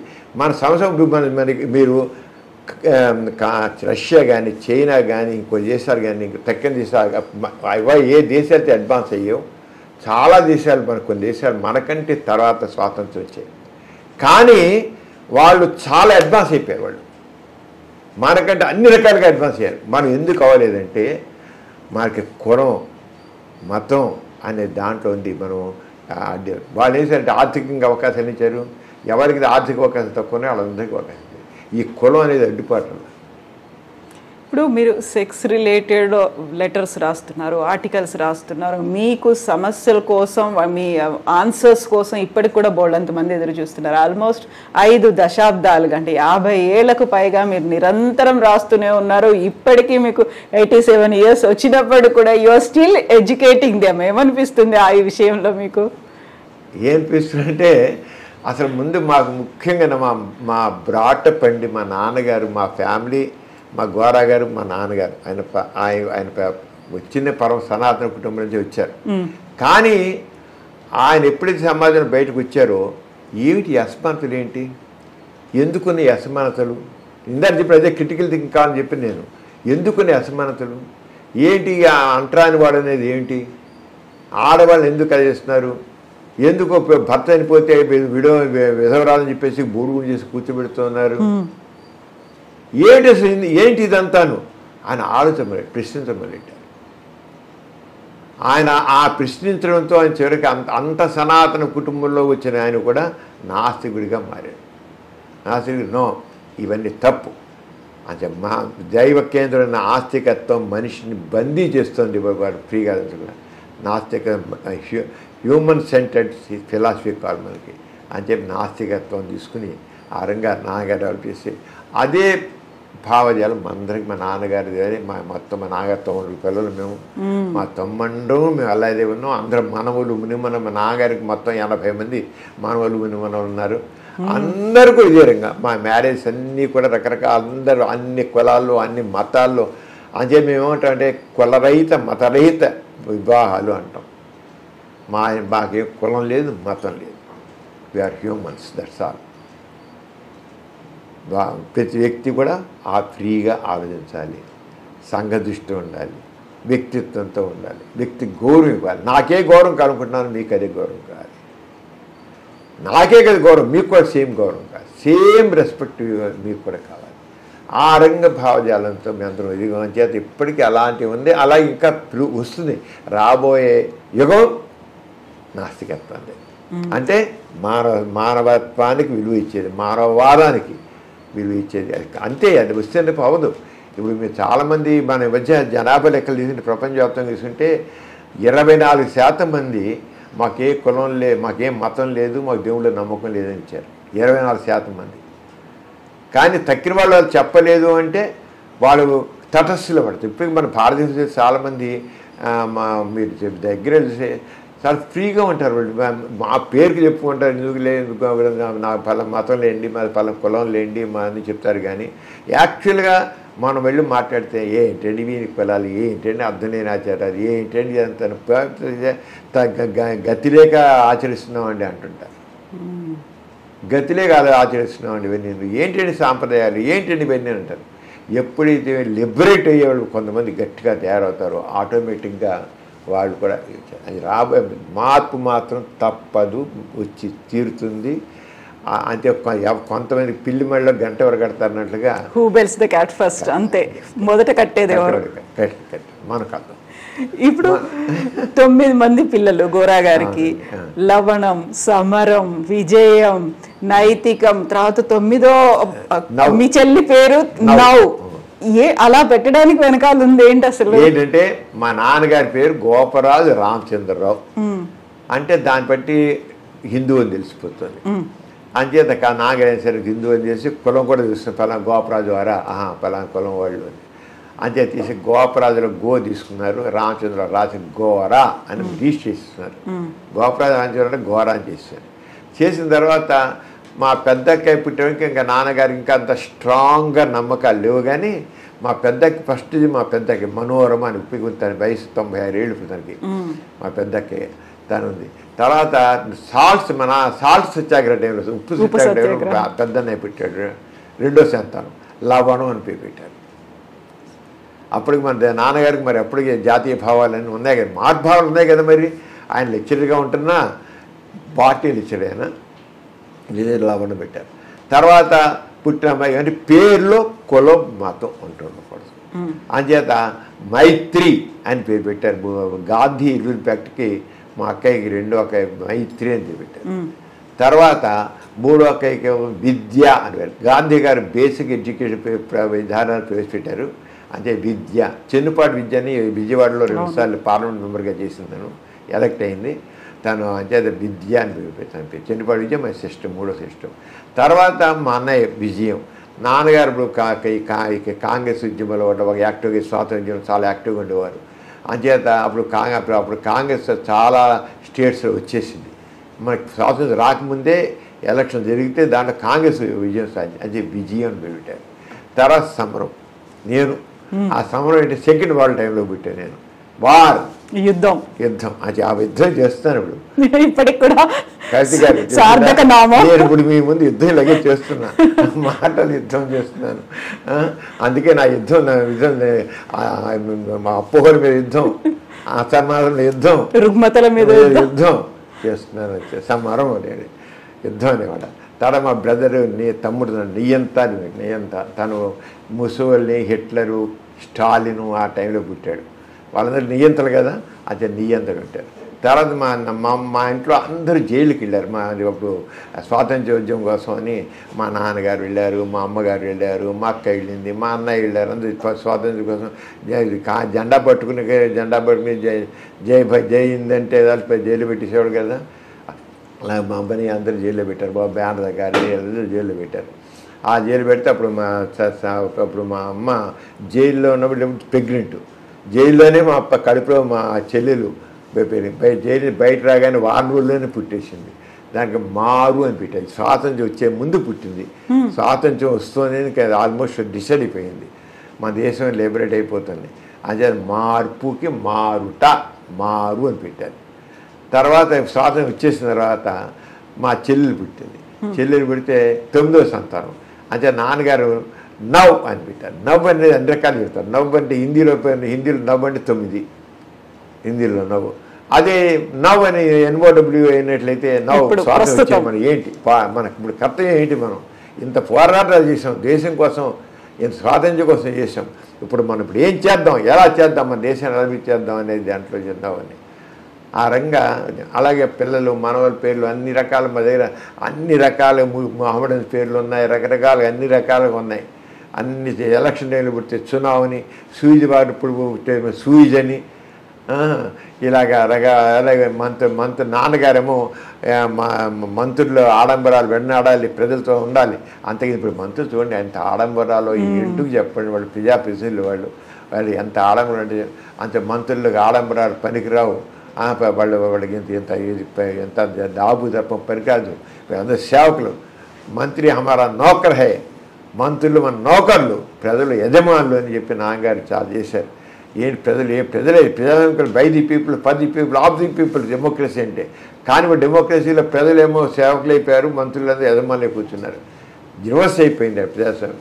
అంటే అలా కాదు, మన అదే పని చేయించుకోవాలి, వాళ్ళని ఎత్తిన పెట్టుకోవడం కాదని చెప్పేసి అప్పుడు వజీర్ అని వజీర్ అంటే మంత్రి, నాన్నగారు మంత్రులు మన నౌకర్లు, మా ప్రజలు యజమానులు అనే ఉద్యమం చేశారు. ఇప్పుడు అంటే రకరకాల ఇలా ఎన్ని మొత్తం 80 పేర్లు ఏదో ఒక ఇన్సిడెంట్తో, ఒక అర్థంతో అలా పెట్టారండి. చునావ్ అంటే ఎలక్షన్ టైంలో చునావ్ అని ఇలా రకరకాల ప్రతి వాడికి అలాగా రకరకాల పేర్లతో పెట్టడం జరిగింది. అది ఇప్పటికీ కూడా మీకు లెటర్లు రాసేవాళ్ళు ఉంటారు, పర్సనల్గా వచ్చి మాట్లాడడానికి మొహమాటాలు ఉంటాయి, ఏదో కట్టుబాట్లు ఉంటాయి. వెళ్ళి మాట్లాడితే ఏమనుకుంటారో చుట్టుపక్కల ఉన్నటువంటి జనాలు అనుకుంటారు.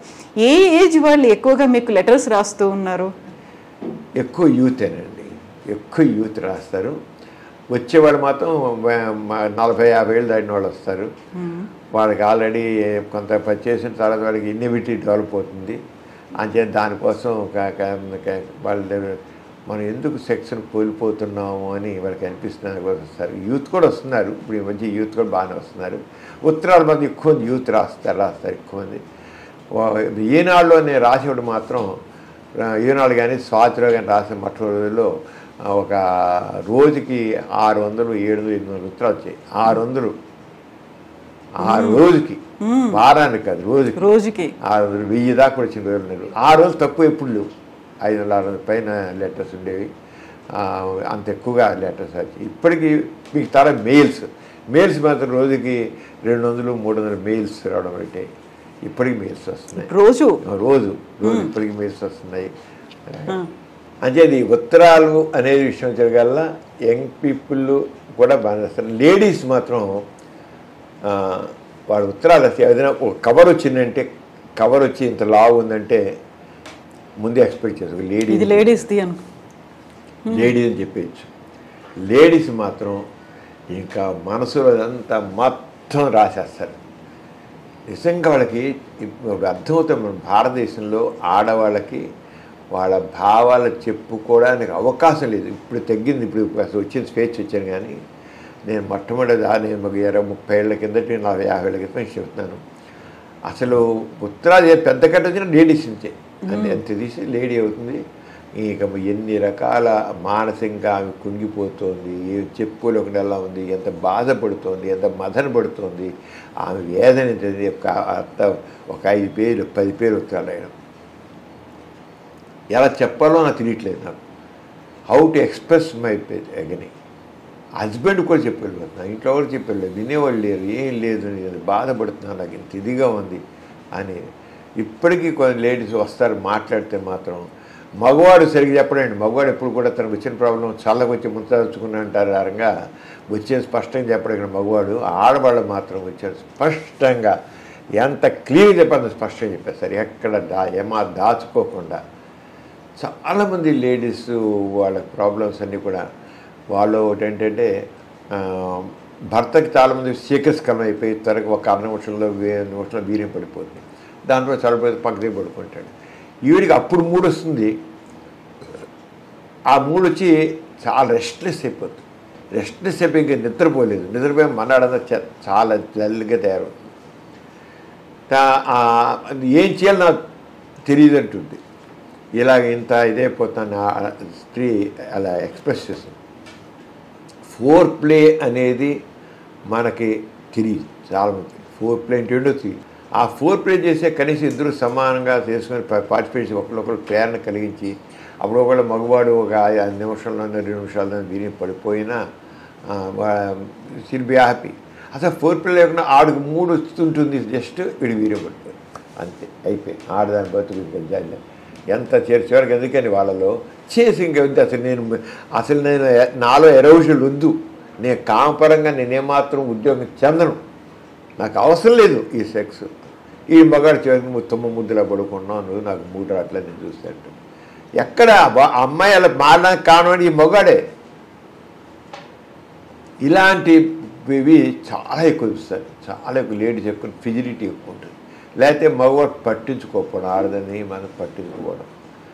ఆమెకు ఒక మనసు ఉంది, ఒక ఆలోచన ఉంటుంది, చేద్దండి తన గురించి ఫ్యామిలీస్లో ఇంకోటి ఏంటంటే ఎడ్యుకేటెడ్ ఫ్యామిలీస్ బాగా వచ్చినట్టే అడ్జస్ట్మెంట్ ప్రాబ్లం. ఎవరంతా వాళ్ళు అడ్జస్ట్మెంట్ లేదు, సర్దుబాటు లేదు, మాట పడే ప్రసక్తి లేదు. అసలు మాట మగాడు పడదు, ఆడది పడదు, అసలు పడరు మాట. ఒక్క మాట కాదు. ఫ్యామిలీ ఉన్నప్పుడు సర్దుబాటు ధోరణి కాదు. ఆ సర్దుబాటు ధోరణి ఇప్పుడు చాలా తక్కువగా ఉంది. సర్దుబాటు ధోరణి అనేది లేకపోతే కుటుంబం జరగదు. అది అర్థం చేసుకోవాలి. సర్దుబాటు ధోరణి లేదు. నేనేమంటే అది నేను చెప్తే అంతే. ఒక రకమైన ఫ్రీడమ్ ఉంటే ఫ్రీడమ్, లేకపోతే బానిసత్వం. 2 మధ్యస్థం లేదు. మధ్యస్థం చాలా తక్కువ. 2 స్వేచ్ఛగా నేను ఉంటాను. ఎప్పటి 3 లెక్కలేదు. పిల్లలు ఉన్న పట్టించుకోరు, వాళ్ళు తిరగడం, వాళ్ళు చేయడం, వాళ్ళు హారం ఉంటుంది. అలాగే ఇప్పుడు తీసుకుంటే చాలామంది అమ్మాయిల్లో కొత్తగా మన కొద్ది కాస్మోబైల్ సీట్లు తీసుకున్నట్లయితే ఫ్రీ సెక్స్ ఎక్కువైపోయింది. ఆ ప్రాబ్లమ్స్ ఎక్కువ ఉన్నాయి. ప్రెగ్నెన్సీస్ ప్రీ మ్యారేట్లుగానే మ్యారేడ్ ప్రెగ్నెన్సీ రావడం, దానికి యూజ్ చేసుకోవడం, బ్లీడింగ్ ఎక్కువైపోవడం, ఇవన్నీ ఉంటాయి. ఈ రంగా ప్రాబ్లమ్స్ ఉన్నాయి. అంచేత ఈ చేంజింగ్ టైమ్స్లో ఈ రంగా రకరకాలు ఉన్నాయి. దానికి తగ్గట్లుగా మరి మనం సరైన ఎడ్యుకేషన్ ఇవ్వాలి. దానికోసమే నేను ఎలా సమస్యలు తెచ్చిపెట్టుకుంటున్నారు, ఆరోగ్య సమస్యలు తెచ్చిపెట్టుకుంటున్నారు. సోషల్ ప్రాబ్లమ్స్, ఫ్యామిలీ ప్రాబ్లమ్స్ ఉన్నారు. ఏ రకంగా జీవితాన్ని ప్లాన్ చేసుకోవాలి? కావాల్సిందే, స్త్రీకి స్వేచ్ఛ కావాల్సిందే. స్వేచ్ఛ అనేదాన్ని ఏ రకంగా మనం ఈ సమాజం చూస్తుంది, ఏ రకంగా ఆ స్వేచ్ఛ అనేది ఏ రకంగా మనం కూడా స్వేచ్ఛ ఎలా చేస్తాము? ఒక బాధ్యతగా ప్లాన్డ్గా మాత్రం స్వేచ్ఛని లేకపోతే సమస్యలు తెచ్చిపెట్టుకుంటున్నారు. అంచేత స్త్రీకి స్వేచ్ఛ కావాల్సిందే, స్త్రీకి గౌరవం కావాల్సిందే, అన్నీ కావాల్సిందే. అట్ ది సేమ్ టైం ఒక ఫ్యామిలీ రెస్పాన్సిబిలిటీ అవన్నీ కావాలి. అది మగవాడికి కావాలి, ఆడదానికి ఇద్దరికి కావాలి. ఒక్కళ్ళు నేను చెప్పట్లేదు, ఇద్దరికి కావాలి. ఆ ఫ్యామిలీకి సంబంధించిన ఆ ఆలోచన ధోరణి తగ్గిపోయి నేను నేను నేను ఇది చాలా ఇప్పుడు మోడర్న్ ఏజ్లో ఈ నేను అనేది, నేను నా ఇష్టం నేను అనేది అటు ఆడవాళ్ళు ఉంది, మగవాళ్ళు ఉంది. అది చేసి మొత్తం ఫ్యామిలీస్ చాలా ఇబ్బంది పడతాయి. ఇప్పుడు చాలా ఇబ్బందులు, అవే ఇబ్బంది చూస్తాను. ఎక్కువ వచ్చే నా దగ్గరికి వచ్చేది ఇదే మ్యారిటల్ డిస్ప్యూట్స్, నాన్ అడ్జస్ట్ సర్దుబాట్లు లేకపోవడం అనేది గొడవలు ఎక్కువ ఉన్నాయి. సర్దుబాట్లు ఉన్నాయి. చదువుడు ఎవ్వరి మాట నా మాట నెగ్గాలి తప్ప సర్దుబాటు అనేది లేదు. అది మాత్రం నేర్చుకోవాల్సిందే. ఆడవాళ్ళైనా మగవాళ్ళైనా నేర్చుకోవాల్సిందే. మగవాడు ఈగో, ఆడదాని ఈగో ఇప్పుడు ఎక్కువ చూస్తుంది. నేను గమనిస్తోంది ఆ ఈగో కాంప్లెక్సెస్ చాలా ఎక్కువ వచ్చాయి. అవి ప్రాబ్లమ్స్ క్రియేట్ చేస్తున్నాయి బాగా. అవి ఫ్యామిలీ ప్రాబ్లమ్స్. తల్లి కూతురికి వెంటనే సపోర్ట్ దొరుకుతుంది. తండ్రి పాపం పూర్తిలో ఓ నోరు మూసుకుని ఉంటాడు. వాడు తెలుసు ఈ సంబంధం చెడిపోతే మళ్ళీ నేను ఇంత కష్టపడి పెళ్లి చేయాలరా, దీనికి నేను ఎక్కడ ఇప్పటికీ తప్పు నన్ను ఎత్తుందని తండ్రి మోగ వేదన. ఒకవేళ తండ్రి అని చెప్తే చాలే నోరు మూసుకొని ఉండండి, మీకు అర్థం కావట్లేదు అంటుంది. వెంటనే మా భార్య నోరు మూసేస్తాను, మూడు నోరు. ఇలా ఉంటుంది వ్యవస్థ, కుటుంబ వ్యవస్థ. సో ఇప్పుడు కుటుంబ వ్యవస్థ, పర్సనల్ ఇష్యూస్ ఇవన్నిటి తోడు సమాజానికి పట్టినటువంటి కొన్ని రుగ్మతలు ఉన్నాయి. వీటన్నిటి గురించి మీరు ఆల్మోస్ట్ 6 దశాబ్దాలుగా పోరాటాలు చేస్తూనే ఉన్నారు. మారుమూల పల్లెటూళ్ళు కావచ్చు, లేకపోతే ఒక పట్టణం, మోస్తరు స్థాయి పట్టణాల్లో కూడా ఇలాంటివి చేతబడి బాణామతి హేతువాద సంఘానికి సంబంధించి ఒక రిప్రజెంటేటివ్గా వెళ్ళారు. అలా వాళ్ళకి చేయాల్సినటువంటి ఎడ్యుకేషన్ ఇస్తూనే సైన్స్ పరంగా ఉన్నటువంటి ఏవైతే మూఢనమ్మకాలు ఉన్నాయో వాటిని కూడా దూరం చేస్తూ వస్తున్నారు కదా. మోస్ట్ ఛాలెంజింగ్గా అనిపించింది ఏంటి మీకు? నేను దాదాపు ఒక 40 ఏళ్ల క్రితం అండి మెదక్ జిల్లాలో బాగా బాణామతి మూఢనమ్మకం ఉండేది. బాణామతి మెదక్ జిల్లా ఇప్పుడు బాగా అడ్వాన్స్ అయిపోయింది, బాగుంది.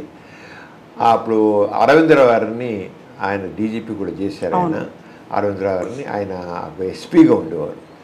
ఆయన ఉత్తరం రాశారు, డాక్టర్ గారు మాకు నల్లగొండ మెదక్ జిల్లాలో బాణామతి ఉండటం చాలా ఎక్కువ ఉంది. మా పోలీసుల లాఠీలకి ఈ మూఢనమ్మకం లొంగడం లేదు. మీరు వచ్చి ఒక టీమ్గా వచ్చి ఈ మూఢనమ్మకాన్ని తొలగించడానికి కృషి చేయాలి అని లెటర్ రాశారు. దానికి ఆయన ఏం చేశారంటే ఎస్పీను, జిల్లా కలెక్టరు, తర్వాత జిల్లా మేజిస్ట్రేటు కలిసి ఒక సంఘంగా ఏర్పరిచి మాకు ఎక్స్టెన్సివ్ టూర్ రన్ చేశారు మెదక్ జిల్లా. మేము ఒక 10 మంది టీం తీసుకుని డాక్టర్ని, సైకాలజిస్టులని, వీళ్ళందరూ రకరకాలుగా టీం మొత్తం తీసుకెళ్ళి సోషల్ వర్కర్స్ని తీసుకుని వెళ్ళాం. వెళితే అసలు ఎంత మూఢనమ్మకం ఉందంటే ఇంత దగ్గర మూఢనమ్మకం అసలు చాలా ఎక్కువ ఉండేది. మేము అందరి దగ్గర వెళ్ళి చెప్తుంటే కొన్ని చోట్ల అయితే జోగిపేట అనే ఒక చోట అయితే అక్కడ చోట అయితే మనిషిని బాణం చేశారనే మూఢనమ్మకంతో కట్టేసేసి తోలు ఉల్చారు కూడా కోసేసి. అలాంటి చోట వెళితే మేము బాణం లేదు చోట కొంతమంది అక్కడ అసలు ఈ బాణామతి చేతబడిన మూఢముఖం మీద అనేక మంది భూత వైద్యులు బతుకుతున్నారు. అక్కడ బాణామతి షాపులకి మనకి వెళ్తే కిల్లి షాపులు ఎలా ఉంటాయో బాణామతి షాపులో వచ్చి అక్కడ యంత్రాలు, తాయెత్తులు, ఎన్ని కట్టడాలు చేయడాలు పెద్ద బిజినెస్ అయిపోయినాయి. అక్కడ మనకి కిల్లి షాపులు లాగానే అక్కడ అలాగా బాణామతి షాపులు పేర్లు అన్నమాట. బాణామతి షాపులు అంటే బాణామతి యంత్రాలు, తాయెత్తులు మంత్రగాలు తాగుతాయి. వెళ్ళాము, చూసాం, అందరూ వచ్చారు, మాట్లాడారు, మనం చేసాం. ఆ జోగిపేట చోట ఏం చేశారంటే మేము చెబుతుంటే కొంత జనం, కొందరు మంత్రగాళ్ళు కొందరు రెచ్చగొట్టి మా మీద తెలితే మమ్మల్ని చంపబోయారు కొట్టేసి. మేముంది 10 మంది, ఒక్కసారి ఒక వెల్లులాగా ఒక కెరటంలాగా జనం మీదకి వచ్చారు. మీదకి వస్తే వాడు పోలీసులు బాగా రష్ ఉంది కదా, వాళ్ళందరూ చేసి వ్యాన్ ఎక్కించి బయట తీసుకెళ్ళారు అనుకోండి. అలాగే ఒక దేవుని కన్య విలేజ్ వెళితే సజీవంగా 3 దహనం చేశారు, బాణం చేశారు. మేము చూడడానికి వెళ్ళాం మొత్తం. అలాగే కొన్ని ఊళ్ళో పళ్ళు రాళ్ళగొట్టి పళ్ళు పీకేశారు, 4 కట్ చేశారు, ఇలా చేసాం. బాగా ఎక్స్టెన్స్గా తిరిగాక 6 నెలలు పోయాక అరవిందరావు లెటర్ రాశారు. మీరు ఎంత ఎక్స్టెన్స్గా తిరిగి చేసిన తర్వాత ఇదివరకు 80% మంది బాణామతి నమ్మేవాళ్ళు దానివల్ల ఉన్నాయి, ఇప్పుడు అవన్నీ తగ్గిపోయాయి. ఎవడో కొద్దిమంది ఒక 20% మంది పెద్దవాళ్ళు ఏమో చదువులు నిరక్షరాస్యులు వాళ్ళు అంటే వాళ్ళు ఎవరు కొద్దిమంది తప్ప తక్కిన వాళ్ళందరిలోనూ అవేర్నెస్ వచ్చింది. మీ యొక్క అవేర్నెస్ ప్రోగ్రాం వల్ల చాలా బాగా మంచి ఫలితం వచ్చింది అని లెటర్ వేశారు. అలాగే రంగారెడ్డి జిల్లాలో కూడా అక్కడ కూడా మేము తిరిగి చేసాం. అక్కడ కూడా బాణామతి చేసేది 4 కట్ చేసేసి పళ్ళు ఓడగొట్టి చెట్టుకు వేలాడేసి కట్టి ఇవన్నీ చేశారు. ఇవన్నీ తిరిగాం చాలా. అక్కడ కూడా అప్పుడు వెళ్ళినప్పుడు మాత్రం కొద్దిగా బాబు మోహన్ గారు అలాగే మినిస్టర్స్ వచ్చారు, కొంతమంది వీళ్ళందరూ వచ్చారు, పొలిటీషియన్ వచ్చి. ఇంకా మెదక్ జిల్లాలో ఎవరు మాతో కలవలేదు, కానీ ఇక్కడ వచ్చాడు కదా మాత్రం మెదక్ జిల్లాలో చేశారు కల్లా రంగారెడ్డి జిల్లా వచ్చాడు మాత్రం మినిస్టర్స్ వాళ్ళందరూ ఇబ్రహీంపట్నం అక్కడికి అన్ని చోట్లకి వచ్చి మాతో కలిసి వాళ్ళు కూడా మీటింగ్లో పార్టిసిపేట్ చేసి ఇవన్నీ చేశారు. ఆ రంగా చాలా ఉద్యమంలాగా ఒక పెద్ద ఉద్యమంలా చేసి పెద్ద మార్పు తీసుకొచ్చాం బాగా. అంటే మనం కమిటెడ్గా చేస్తే మాత్రం అవుతుందని. చిన్న చిన్న దెయ్యాలు ఉన్నాయి, భూతాలు ఉన్నాయి, దెయ్యం పట్టిపోయి ఇవన్నీ మామూలు ఉంటే అవన్నీ చేస్తుంటారు చిన్న ఇండివిజువల్గా. ఒక సమాజ పరంగా మొత్తాన్ని కూడా చోట అలాగే మేము జోగిని దురాచారం ఉండేది నిజామాబాదు, అక్కడ ఎక్కువ ఉండేది. అక్కడ జోగిని దురాచారం అక్కడ కూడా మా అన్నయ్య గారు లవణం గారు, మా వదిలి గారు హేమలత లవణం గారు మొట్టమొదటి ఇంటింటికి తిరిగి సర్వే చేసాం. వాళ్ళకి ఎంతమంది దాదాపు 2,000 మంది పైగా జోగి వాళ్ళ ఇళ్ళలోకి వెళ్ళి వాళ్ళు ఎలాంటి వాళ్ళు అంటే ఆ మూఢనమ్మకం చిన్న పిల్లలు పాపం 7 ఏళ్ళ పిల్లలు 5 ఏళ్ళ పిల్లల్ని ఆ ఊరు ఎల్లమ్మకి వారికి చేసేసి ఇంకా పెళ్లి చేసి ఊరు ఇంకా ఎవరి శవాలు చనిపోతే శవాలకు డ్యాన్సులు చేయడాలు ఇలా చేయడాలు అలాగే ఉంటాయి అన్నమాట. వాళ్ళందరూ చాలా సంస్కరణ చేసాం, చాలా మార్పు వచ్చింది. రంగా చాలా మార్పు వచ్చింది. అది ఒకటి జోగిని దురాచారం విషయంలో మేము చేసిన అది కూడా చాలా మార్పు వచ్చింది. అలాగే మేము స్టోర్పురం నేరస్తుల సంస్కరణ, స్టోర్ దొంగలంటే చాలా ఎక్కువ ఉంటుంది. ఇక్కడ ప్రకాశం జిల్లాలో ఉంది. అక్కడ కూడా నాస్తి కింద చేసాం. మొట్టమొదటి అక్కడ గజ్జల్ ప్రసాదు, టైగర్ నాగేశ్వరరావు సినిమా కూడా వచ్చింది, టైగర్ నాగేశ్వరరావు. అలాంటి వాళ్ళందరూ అప్పుడు మాట్లాడే వాళ్ళందరూ చాలా మారిపోయారు. వాళ్ళందరూ చాలా మార్పు ఎన్నో సంస్కరణ పనులు తీసుకుని మీరు మనుషులే, మీరు కూడా గౌరవంగా బతకొచ్చు మీకు అని చెప్పి అక్కడ అందరికీ వాళ్ళకు గౌరవంగా బతకడం అనేది తెలియదు వాళ్ళకి. అది కాకుండా విచిత్రం ఏంటి, ఇక్కడ స్టోర్పురంలో ఎక్కడ ఒక జాతి ఎరుకల జాతిని, ఒక ఏరియాలో ఉన్న ఎరుకల జాతిని అందరినీ నేరస్తుల జాతి అని పేరు పెట్టారు. ఒక జాతి మొత్తాన్ని నేరస్తుల జాతి. అరే ఊరంతా ఆ సమూహాన్ని మొత్తాన్ని నేరస్తుల జాతి. ఎక్కడ అటు నేరస్తుల జాతి అని ఉంటుంది, ఆ కులం నేరస్తుల కులం ఉంది. అసలు మన సామాజిక వ్యవస్థలో ఎలా ఉంటుంది చూడండి చెప్పేది. నేరస్తుల జాతి అక్కడ మా నాన్నగారు, మా అన్నయ్య, వదిన మొట్టమొదటి నేను కూడా వెళ్ళాను. అది చూసిన వాళ్ళందరికీ చివరికి వ్యవసాయం చేయడానికి చేసి అన్ని రకాలు చేసి చదివించి అన్ని రకాలు చేసి మార్పు వచ్చి చాలా ఇప్పుడు ఎవరు లేరు అక్కడ. ఇప్పుడు ఆ యూనివర్సిటీ అక్కడి నుంచి వచ్చిన ఆవిడే అక్కడ యూనివర్సిటీగా అన్నమయ్య యూనివర్సిటీ దాని యూనివర్సిటీకి ఎవరు వైస్ ఛాన్సలర్గా ఉన్నారు. ఆవిడ వైస్ ఛాన్సలర్ అయింది. ఆ స్టోర్ నుంచి వచ్చినాడు బ్యాక్గ్రౌండ్ అంటే ఒకటి స్టోర్పురంలో ఉన్న వాళ్ళందరూ నేరస్తులు కాదు, అది గుర్తించాలి. కొద్దిమందే నేరస్తులు. కానీ ప్రభుత్వం ఏం చేసిందంటే వాళ్ళందరూ నేరస్తుల జాతి అని పెట్టింది. చాలా తప్పది. ఆ ఊరంతా నేరస్తుల జాతి ఏంటి అసలు అర్థం లేకుండా చేసి దాంతో వీళ్ళు మెజార్టీ ఆల్మోస్ట్ అయిపోయింది. అంచేది ఇవన్నీ సమాజంలో మనం చూసే దృక్పథంలో అంటే మార్పు ఎలా చేస్తాం, సంస్కరణ అలాంటిది కావాలి. అంతే ఒక్క వ్యక్తితో మనం వదిలేం మొత్తాన్ని. ఇప్పుడు బాబాలు ఉన్నాకోండి, బాబాలు చాలామంది కొంతమంది ఆధ్యాత్మికం చెప్పడం వేరే విషయం, కొంతమంది ఆధ్యాత్మికం కాకుండా విభూతులు సృష్టించి ఉంగరా సృష్టించి అని గాడీలు చెట్టుకులు చేసి మహత్యాలు అంటారు. అసలు ఈ మహత్యాలు అనేవి లేవు. సంథింగ్ ఫ్రమ్ నథింగ్, శూన్యం నుంచి ఏమీ రాదు అనేది మనం ఎడ్యుకేట్ చేయాలి. చేయకుండా ఎవరో కొంత దైవశక్తులు ఉన్నాయి, మహత్యాలు ఉన్నాయని చెప్తుంటే ఇంకా అలాగే బాబాలు స్వామీజీలు జనాలు బుడి కొట్టిస్తున్నారు. ఇవన్నీ మేము చాలా ఎక్కువ చేసాం. ఇంత కాదు, ఎన్నో ఎన్ని చోట్ల వెళ్ళి అలాగే తిరిగి ఈ బాబాలు స్వామీజీలు అందరినీ బాగా చాలా ఎక్స్పోజ్ చేసాను. అవి చాలా ఎక్కువ చేశాను. ఒక పక్క డాక్టర్గా, రెండో పక్క సోషల్గా ఇష్యూస్ తీసుకుని చేయడం వల్ల అది చేశాను. కానీ మన ఆలోచన ధోరణిలో మార్పు రావాలి. అందుకని క్రిటికల్ థింకింగ్ అని చెప్పాను. అందుకే మన ఎడ్యుకేషన్లో ఆ క్రిటికల్ థింకింగ్ అనేది చేయడం మనిషిని ఫ్రీగా ఆలోచన సోషల్ అవుట్లోకి తీసుకోవాలి. చదువులో సామాజిక సమస్యలు ఏమున్నాయి, ఎటువంటి సామాజిక సమస్యలు ఉన్నాయి, ఈ దారిద్ర్యం అంటే ఎందుకుంది, ఈ అసమానతలు ఎందుకున్నాయి, అది మాకు తెలియాలండి. ఎందుకు నేను ఒక్కడిని ఇప్పుడు ఏంటి ప్రతి ఒక్కరు నేను నా కంఫర్ట్ అని నా సుఖం చూస్తున్నారు. కానీ నాతో పాటు సమాజం అంతా బాగుంటే నేను కూడా బాగుంటాను. ఒక్కడితే లాభం లేదు. ఒక పెద్ద ఇల్లు తాజ్మహల్ లాంటి ఇల్లు కట్టుకుంటాడు వాడు, పక్కన పూరుగుడిసి ఉన్నాయనుకోండి, ఆ పూరుగుడిసి తగలడితే ఈ తాజ్మహల్ లాంటి బిల్డింగ్ కూడా కాలిపోతుంది, బుగ్గవుతుంది. అది అంచేత సమాజంలో నేను ఒక్కనే డెవలప్ అవ్వడం కాదు, పక్కవాడు కూడా బాగుపడాలి. ఆ దృక్పథాన్ని మనం పెంచుకోవాలి. ఆ సామాజిక దృక్పథాన్ని కలిగించడం అది మన ఎడ్యుకేషన్ కావాలి. అసలు ఏం తోచుతుంది మరి చూడండి, ఎంతవరకు వెళ్ళిపోయింది.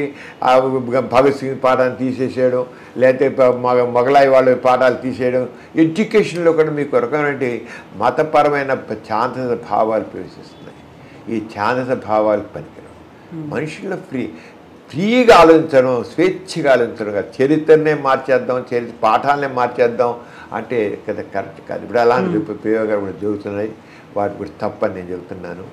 అలాగే కులగణన విషయంలో కూడా నేను చెప్తాను, జనాభా సేకరణ కులగణన ఆర్థిక స్థితి ద్వారా చేసి అందరికీ ఎవరైతే వెనకబడుతున్నారో వాళ్ళందరికీ అవకాశాలు ఇవ్వండి. అది ఏ కులం అని కాదు, కులాలు వెళ్ళి కులాలు ఎక్కువ. మరి కులాల వారీగా ఉండబట్టే మనం ముందుకు వెళ్ళలేదండి.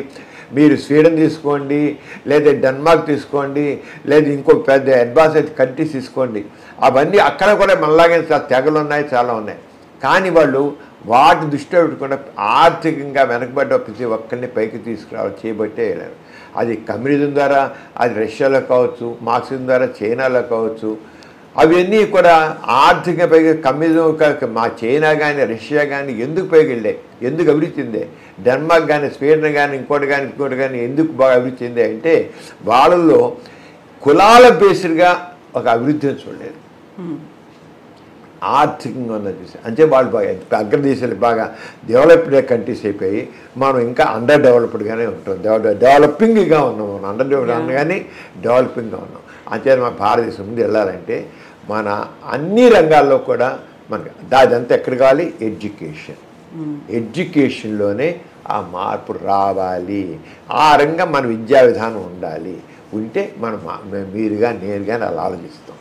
ఈ మధ్య కాలంలో ఇంకొక ట్రెండ్ అనేది కనిపిస్తుంది. ఎక్కువగా వివాహేతర సంబంధాలు అనుకుంటే వాళ్ళు చచ్చిపోవడమో లేకుంటే చంపేయడమో అవుతుంది. పిల్లలు మాత్రం అనాథలుగా మిగిలిపోతున్నారు. అది ఆడవాళ్ళకి అవుతుందా, లేకుంటే భర్తలు భార్యలను చంపుతున్నారు, భార్యలు భర్తల్ని చంపుతున్నారు. ఈ ట్రెండ్ అనేది ఈ మధ్యన ఎందుకని ఎక్కువ కనిపిస్తుంది అనుకుంటున్నారు? పేపర్లో చూసే ప్రకారం ఇది మాత్రం ఆడవాళ్లే వాళ్ళు వివాహేతర సంబంధం పెట్టుకుని మూగుని చంపించేస్తున్నారు. ఎక్కువ జరిగినది అది చాలా తప్పు, చాలా తప్పది అది. కానీ వాళ్ళు విడాకులు ఇచ్చేయండి, ఏముంది, విడాకులు తేలిక చేసేయండి, చాలా ఈజీ చేసింది విడాకుల్ని. మీ ఇద్దరు మాకిద్దరు నచ్చట్లేదు అంటే ఒక అమ్మ అంటే ఒక 6 నెలల టైం కలిసి ఉన్నామని చెప్పి కోర్టులు ఏం చేస్తారు, ఫ్యామిలీ కోర్టులు ఏం చేస్తారంటే ఒక కేసు వేస్తే ఏదైనా చేస్తే కోర్టు వెంటనే కేసు మీరిద్దరూ కాస్త కొద్ది కౌన్సిలింగ్ చేయించుకోండి, కౌన్సిలింగ్ అంటారు. కౌన్సిలింగ్ చేయించుకోవడం వేరే విషయం. ఒక 6 నెలలు ట్రై చేయండి అంటారు. 6 నెలలు కూడా వాళ్ళు కలిసి ఉండరు అనుకోండి, వీరిద్దరి మధ్య వాళ్ళు ఉండే సఖ్యత లేదు కనుక విడాకులు ఇచ్చేస్తున్నాను, ఇప్పించాను అంటారు వాళ్ళు, అంతే. ఆరంగానే ఇక్కడ కూడా వివాహేతర లైంగిక సంబంధం పెట్టినోళ్ళు వాళ్ళు ఇంకొకరికి చెప్పలేపుతారు. మొగుడు ఉండి పిల్లలుండి లేడీసే చంపేసేస్తారు, ప్రియుడును ఈడ కలిసి భర్తను చంపించేస్తున్నారు. ఇది ఎందుకు అంటే మరి ఎక్కువ లేవులేండి, తప్పేను. మనం ఎక్కువ అంటే పేపర్లో 2-3 రోజులు కూడా కనబడుతున్నాయి కానీ కొనుక్కుంటున్నాము, అంతేగాని ఎక్కువ ఏమంటే అది ఎక్కువ అనడానికి వీలు లేదు. కోటాను కూడా జనాభాలో ఒక 5-6 కేసులు 10 కేసులు ఉంటే అది మాత్రాన కామన్ ఆలోచన దాన్ని కామన్ చేయలేం కదా, జనరేట్ చేయలేం, వాటిని జనరేట్ చేయలేం. కానీ మనకి ఆలోచన చేసే కౌన్సిలింగ్ ఎక్కువ కావాలేమో అని అనిపిస్తుంది. కౌన్సిలింగ్ ద్వారా చేసుకుంటే బాగుంటుంది నేను. కానీ వాళ్ళకి ఇక్కడ సెక్స్ ఈజ్ బ్లైండ్ అంటాం. ఆ సెక్స్ ఈజ్ బ్లైండ్ లేదా లవ్ ఈజ్ బ్లైండ్ అని అంటాం. Love is sex is blind కాదు, లవ్ ఈజ్ బ్లైండ్ అంటాం. ఆ ప్రేమించిన ప్రియుడు కోసం అని ఇక దేనిగా తెగిస్తున్నారు. అది చాలా తప్పు, అది మా తప్పు. అంటే మనుషుల్లో వివేకం లేకుండా పోతుంది, వివేకం లేకుండా పోతుంది. కావాలంటే నేను అయితే ఉండలేకపోతాను. మీకు ఇలాంటి ఫారిన్ కండిషన్ కనడం మీకు ఎక్కువ మనకే కనబడుతుంది. అక్కడైతే నేను నీతో ఇంట్రెస్ట్ కాలేకపోతున్నాను, డైవర్స్ తీసుకుంటాను. ఓకే, నాతో ఇంట్రెస్ట్ కాలేకపోతున్నాను, డైవర్స్ తీసేసుకుంటాను. ఆ రకంగా ఈజీ చేశారు మనకు కూడా. ఈజీ చేసి పిల్లలు ఏం చేయాలంటే గవర్నమెంటు వాళ్ళ సెక్యూరిటీ కల్పించాలి పిల్లలకి. ఇప్పుడు మీరు జర్మనీ కానీ ఇంకో కానీ చోట తీసుకుని చక్కని తీసుకుంటే ఏం చేస్తారంటే భార్యాభర్త విడిపోతే పిల్లల్ని గవర్నమెంట్ తీసుకుంటుంది రెస్పాన్సిబిలిటీ, తీసివాడు చదువు కానీ అంతా గవర్నమెంట్. ఆ రంగంలో మన భారతదేశంలో అలా వచ్చేసినట్టయితే ఇలాంటి హత్యలు ఉండవని అనుకుంటున్నాను. అంచేత గవర్నమెంట్ కానీ సైకాలజిస్టులు, గవర్నమెంట్లు, సోషల్ వర్కర్స్ అందరూ కలిసి ఎలా దీనికి పరిష్కారం, నేరం చేశారు కనుక శిక్ష విధించడం పరిష్కారం కాదు, శిక్ష ఎప్పుడు సమస్య పరిష్కారం కాదు. దాన్ని ఏ రంగా దాన్ని చేస్తాము అనేది చూడాలి. రీజన్స్ ఏమై ఉంటాయి అనుకుంటున్నారు మీరు? ఎందుకని అలా ఇంట్రెస్ట్ చూపిస్తున్నారా, లేకుంటే ఎందుకని పెరుగుతున్నాయంటారు? ఏం పిచ్చంగా లేదు, వ్యామోహం అంతే. వ్యామోహం అనేది అలా చేస్తున్నా, ఆ ప్రియుడి మీద వ్యామోహం ఈ తెగింపు చేస్తుంది. ఇప్పుడు ఎంత వ్యామోహం, మనిషికి తెగింపు వచ్చేస్తున్నారు. వ్యామోహం అంతే, ఆ మొగుడు ప్రియుడి మీద వ్యామోహం, దానివల్ల చేస్తాను. అంతకనికి నేను ఉందనుకోనికి మరి సైకాట్రిస్టులు ఏం చెప్తారో చూడాలి. కానీ అది ఒక రకం మెంటల్ డిసీజ్ అనుకోవాలి, మెంటల్ డిసీజ్ అనుకోవాల్సిందే. ఆ మెంటల్ ఎమోషనల్గా చేసేవాళ్ళు నిజంగా ఆలోచించి చేయలేరండి. వాళ్ళు భర్తని అంతకాలం కాపురం చేసి పిల్లలు పుట్టినామే చేస్తుందా, అది అంటే ఒక రకమైన సూసైడ్ చేసిన వాళ్ళు ఉన్నారు. సూసైడ్ వాళ్ళు ఒక్క నిమిషం ఆలోచిస్తే సూసైడ్ చేసుకోరు. వాళ్ళు ఒక్క నిమిషం ఆలోచన అలా వెళ్ళిపోయాడు కల్లా ఒకటే ఆ ప్రాసెస్ ఆలోచన జరుగుతుంటుంది సూసైడ్. వాడు అలా కదా బ్రేక్ చేశారు అనుకోండి దాన్ని. అందుకే సూసైడ్ చేసిన వాళ్ళు ఎవరితో మాట్లాడతారు అనుకోండి, ఫ్రెండ్స్ ఒక్కసారి జస్ట్ వాళ్ళు ఫ్రెండ్కి ఫోన్ చేశారు అనుకోండి, వాళ్ళు మాట్లాడి చేసుకోరు, వాళ్ళు చేయరు. వాళ్ళు అలా థాట్ ప్రాసెస్ అలా వెళుతుంది, దాన్ని సూసైడ్ చేసుకుంటారు వాళ్ళు. అంచేత మీకు షేర్ చేసుకోవడం అనేది కావాలి ఎప్పుడు కూడా. ఇతరులతో షేర్ చేసుకోవడం అనేది మనకేమైనా బాధ ఉంటే చేసుకోవాలి. ఆ బాధని షేర్ చేసుకోవడం అనేది మనకేంటంటే ఆ క్లోజ్ ఫ్రెండ్స్ అనేవాళ్ళు ఉండట్లేదు. ఇప్పుడు జరిగిందంటే క్లోజ్ ఫ్రెండ్ ఉంటుందా, క్లోజ్ ఫ్రెండ్ సాధారణంగా ఇదివరకు ఉండేవాళ్ళు. ఇప్పుడు క్లోజ్ ఏదైనా క్లోజ్ ఫ్రెండ్ వాడు ఇంత ఫ్రెండ్ కదా అని చెబితే వాళ్ళు దాన్ని చేసేసి సోషల్ మీడియాలో పెట్టి పారేస్తున్నారు. అది ఒక పెద్ద డ్రాప్. సోషల్ మీడియా దాంట్లో ఏంటంటే వాళ్ళు వెంటనే సోషల్ మీడియాలో పెట్టేస్తున్నారు, దీంతో వీళ్ళకి ఇది అయిపోతుంది. అదే ఫ్రెండ్ అన్న వాళ్ళు ఎప్పుడు friend in need, friend indeed అంటాం. Friend in need, friend indeed అని. అంచేత ఆ రకంగా సరే క్లోజ్ ఫ్రెండ్స్ ఉంటే మాత్రం షేర్ చేసుకునేటప్పుడు వాడు సమాధానం చెప్తాడు. వాడు సంపమని చెప్పడు కదా, లేరు వాళ్ళకి. ఆ రకంగా మనుషులు లేరు. ఆ అంచేత మనిషి ప్రతి ఒక్క వ్యక్తికి ఒక క్లోజ్ ఫ్రెండ్ మొత్తం ఉండాలి. ఆడవాళ్ళైనా మగవాళ్ళైనా సరే చేసుకోవాలంతే. తప్పకుండా నాకు వాళ్ళు కావాలి అని పెట్టేవాడు ఒక ఫ్రెండ్, క్లోజ్ ఫ్రెండ్. ఆడవాళ్ళు లేడీస్ వాడు లేడీ ఫ్రెండ్, మగవాడు ఒక మగవాడు ఫ్రెండ్, అన్ని వాడు మాట వాడు అంతా ఇక ఏం బయట చెప్పకూడదు. వాడే ప్రాణంగా ఉండాలి. అలా ఉన్నప్పుడు మాత్రం జరగవు. నా ఉద్దేశం ఏంటి సొల్యూషన్ అది అనుకుంటున్నాను. అలా ఉన్నప్పుడు కుటుంబాలు నిలబడతాయి, అలా ఉన్నప్పుడు స్నేహితులు నిలబడతారు, అట్లాగే ఉంటాయి, బంధాలు అన్నీ ఉంటాయి. కరెక్ట్. వాడు చెప్పుకుంటే అప్పుడు రెండోవాడు కాస్త వాడు ఎమోషనల్ ఉండరు కనుక ఉంటారని చెప్తా వినరా అంటారు, అవుతారు.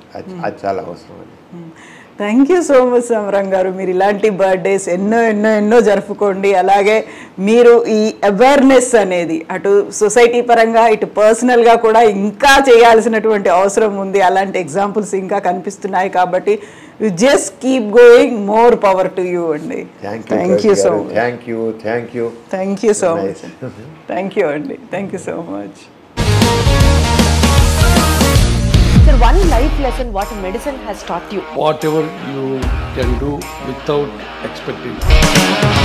బట్ ఐ రియలీ బిలీవ్ మన పాజిటివ్ యాటిట్యూడ్ ఉంటేనే మనం ఏదైనా సాధించగలం. గట్ని మనం కరెక్ట్గా డీల్ చేసినట్లయితే అది మనకి పాజిటివ్ హార్మోన్స్ని రిలీజ్ చేస్తుంది. షుగర్ వచ్చిన వాళ్ళ పరిస్థితి ఏంటి? పొట్ట దగ్గర పెరిగితే దాన్ని ఆండ్రాయిడ్ అంటారు. ఆండ్రాయిడ్ ఫోన్ కదా. అసలు థాట్స్ ఎందుకు వస్తాయి? బ్రెయిన్ డెడ్ అంటే దానికి ప్రపంచం అంతా కూడా కొన్ని నిర్దిష్టమైనటువంటి లక్షణాలు. మానసికంగా ధైర్యంగా ఉంటే క్యాన్సర్ జయించవచ్చు. You are a doctor for a cause, sir. అంతే. వాళ్ళకు వచ్చిన ఆదాయం కాకుండా ఫ్రీ సర్వీస్ ఎంతమందికో చేస్తారు.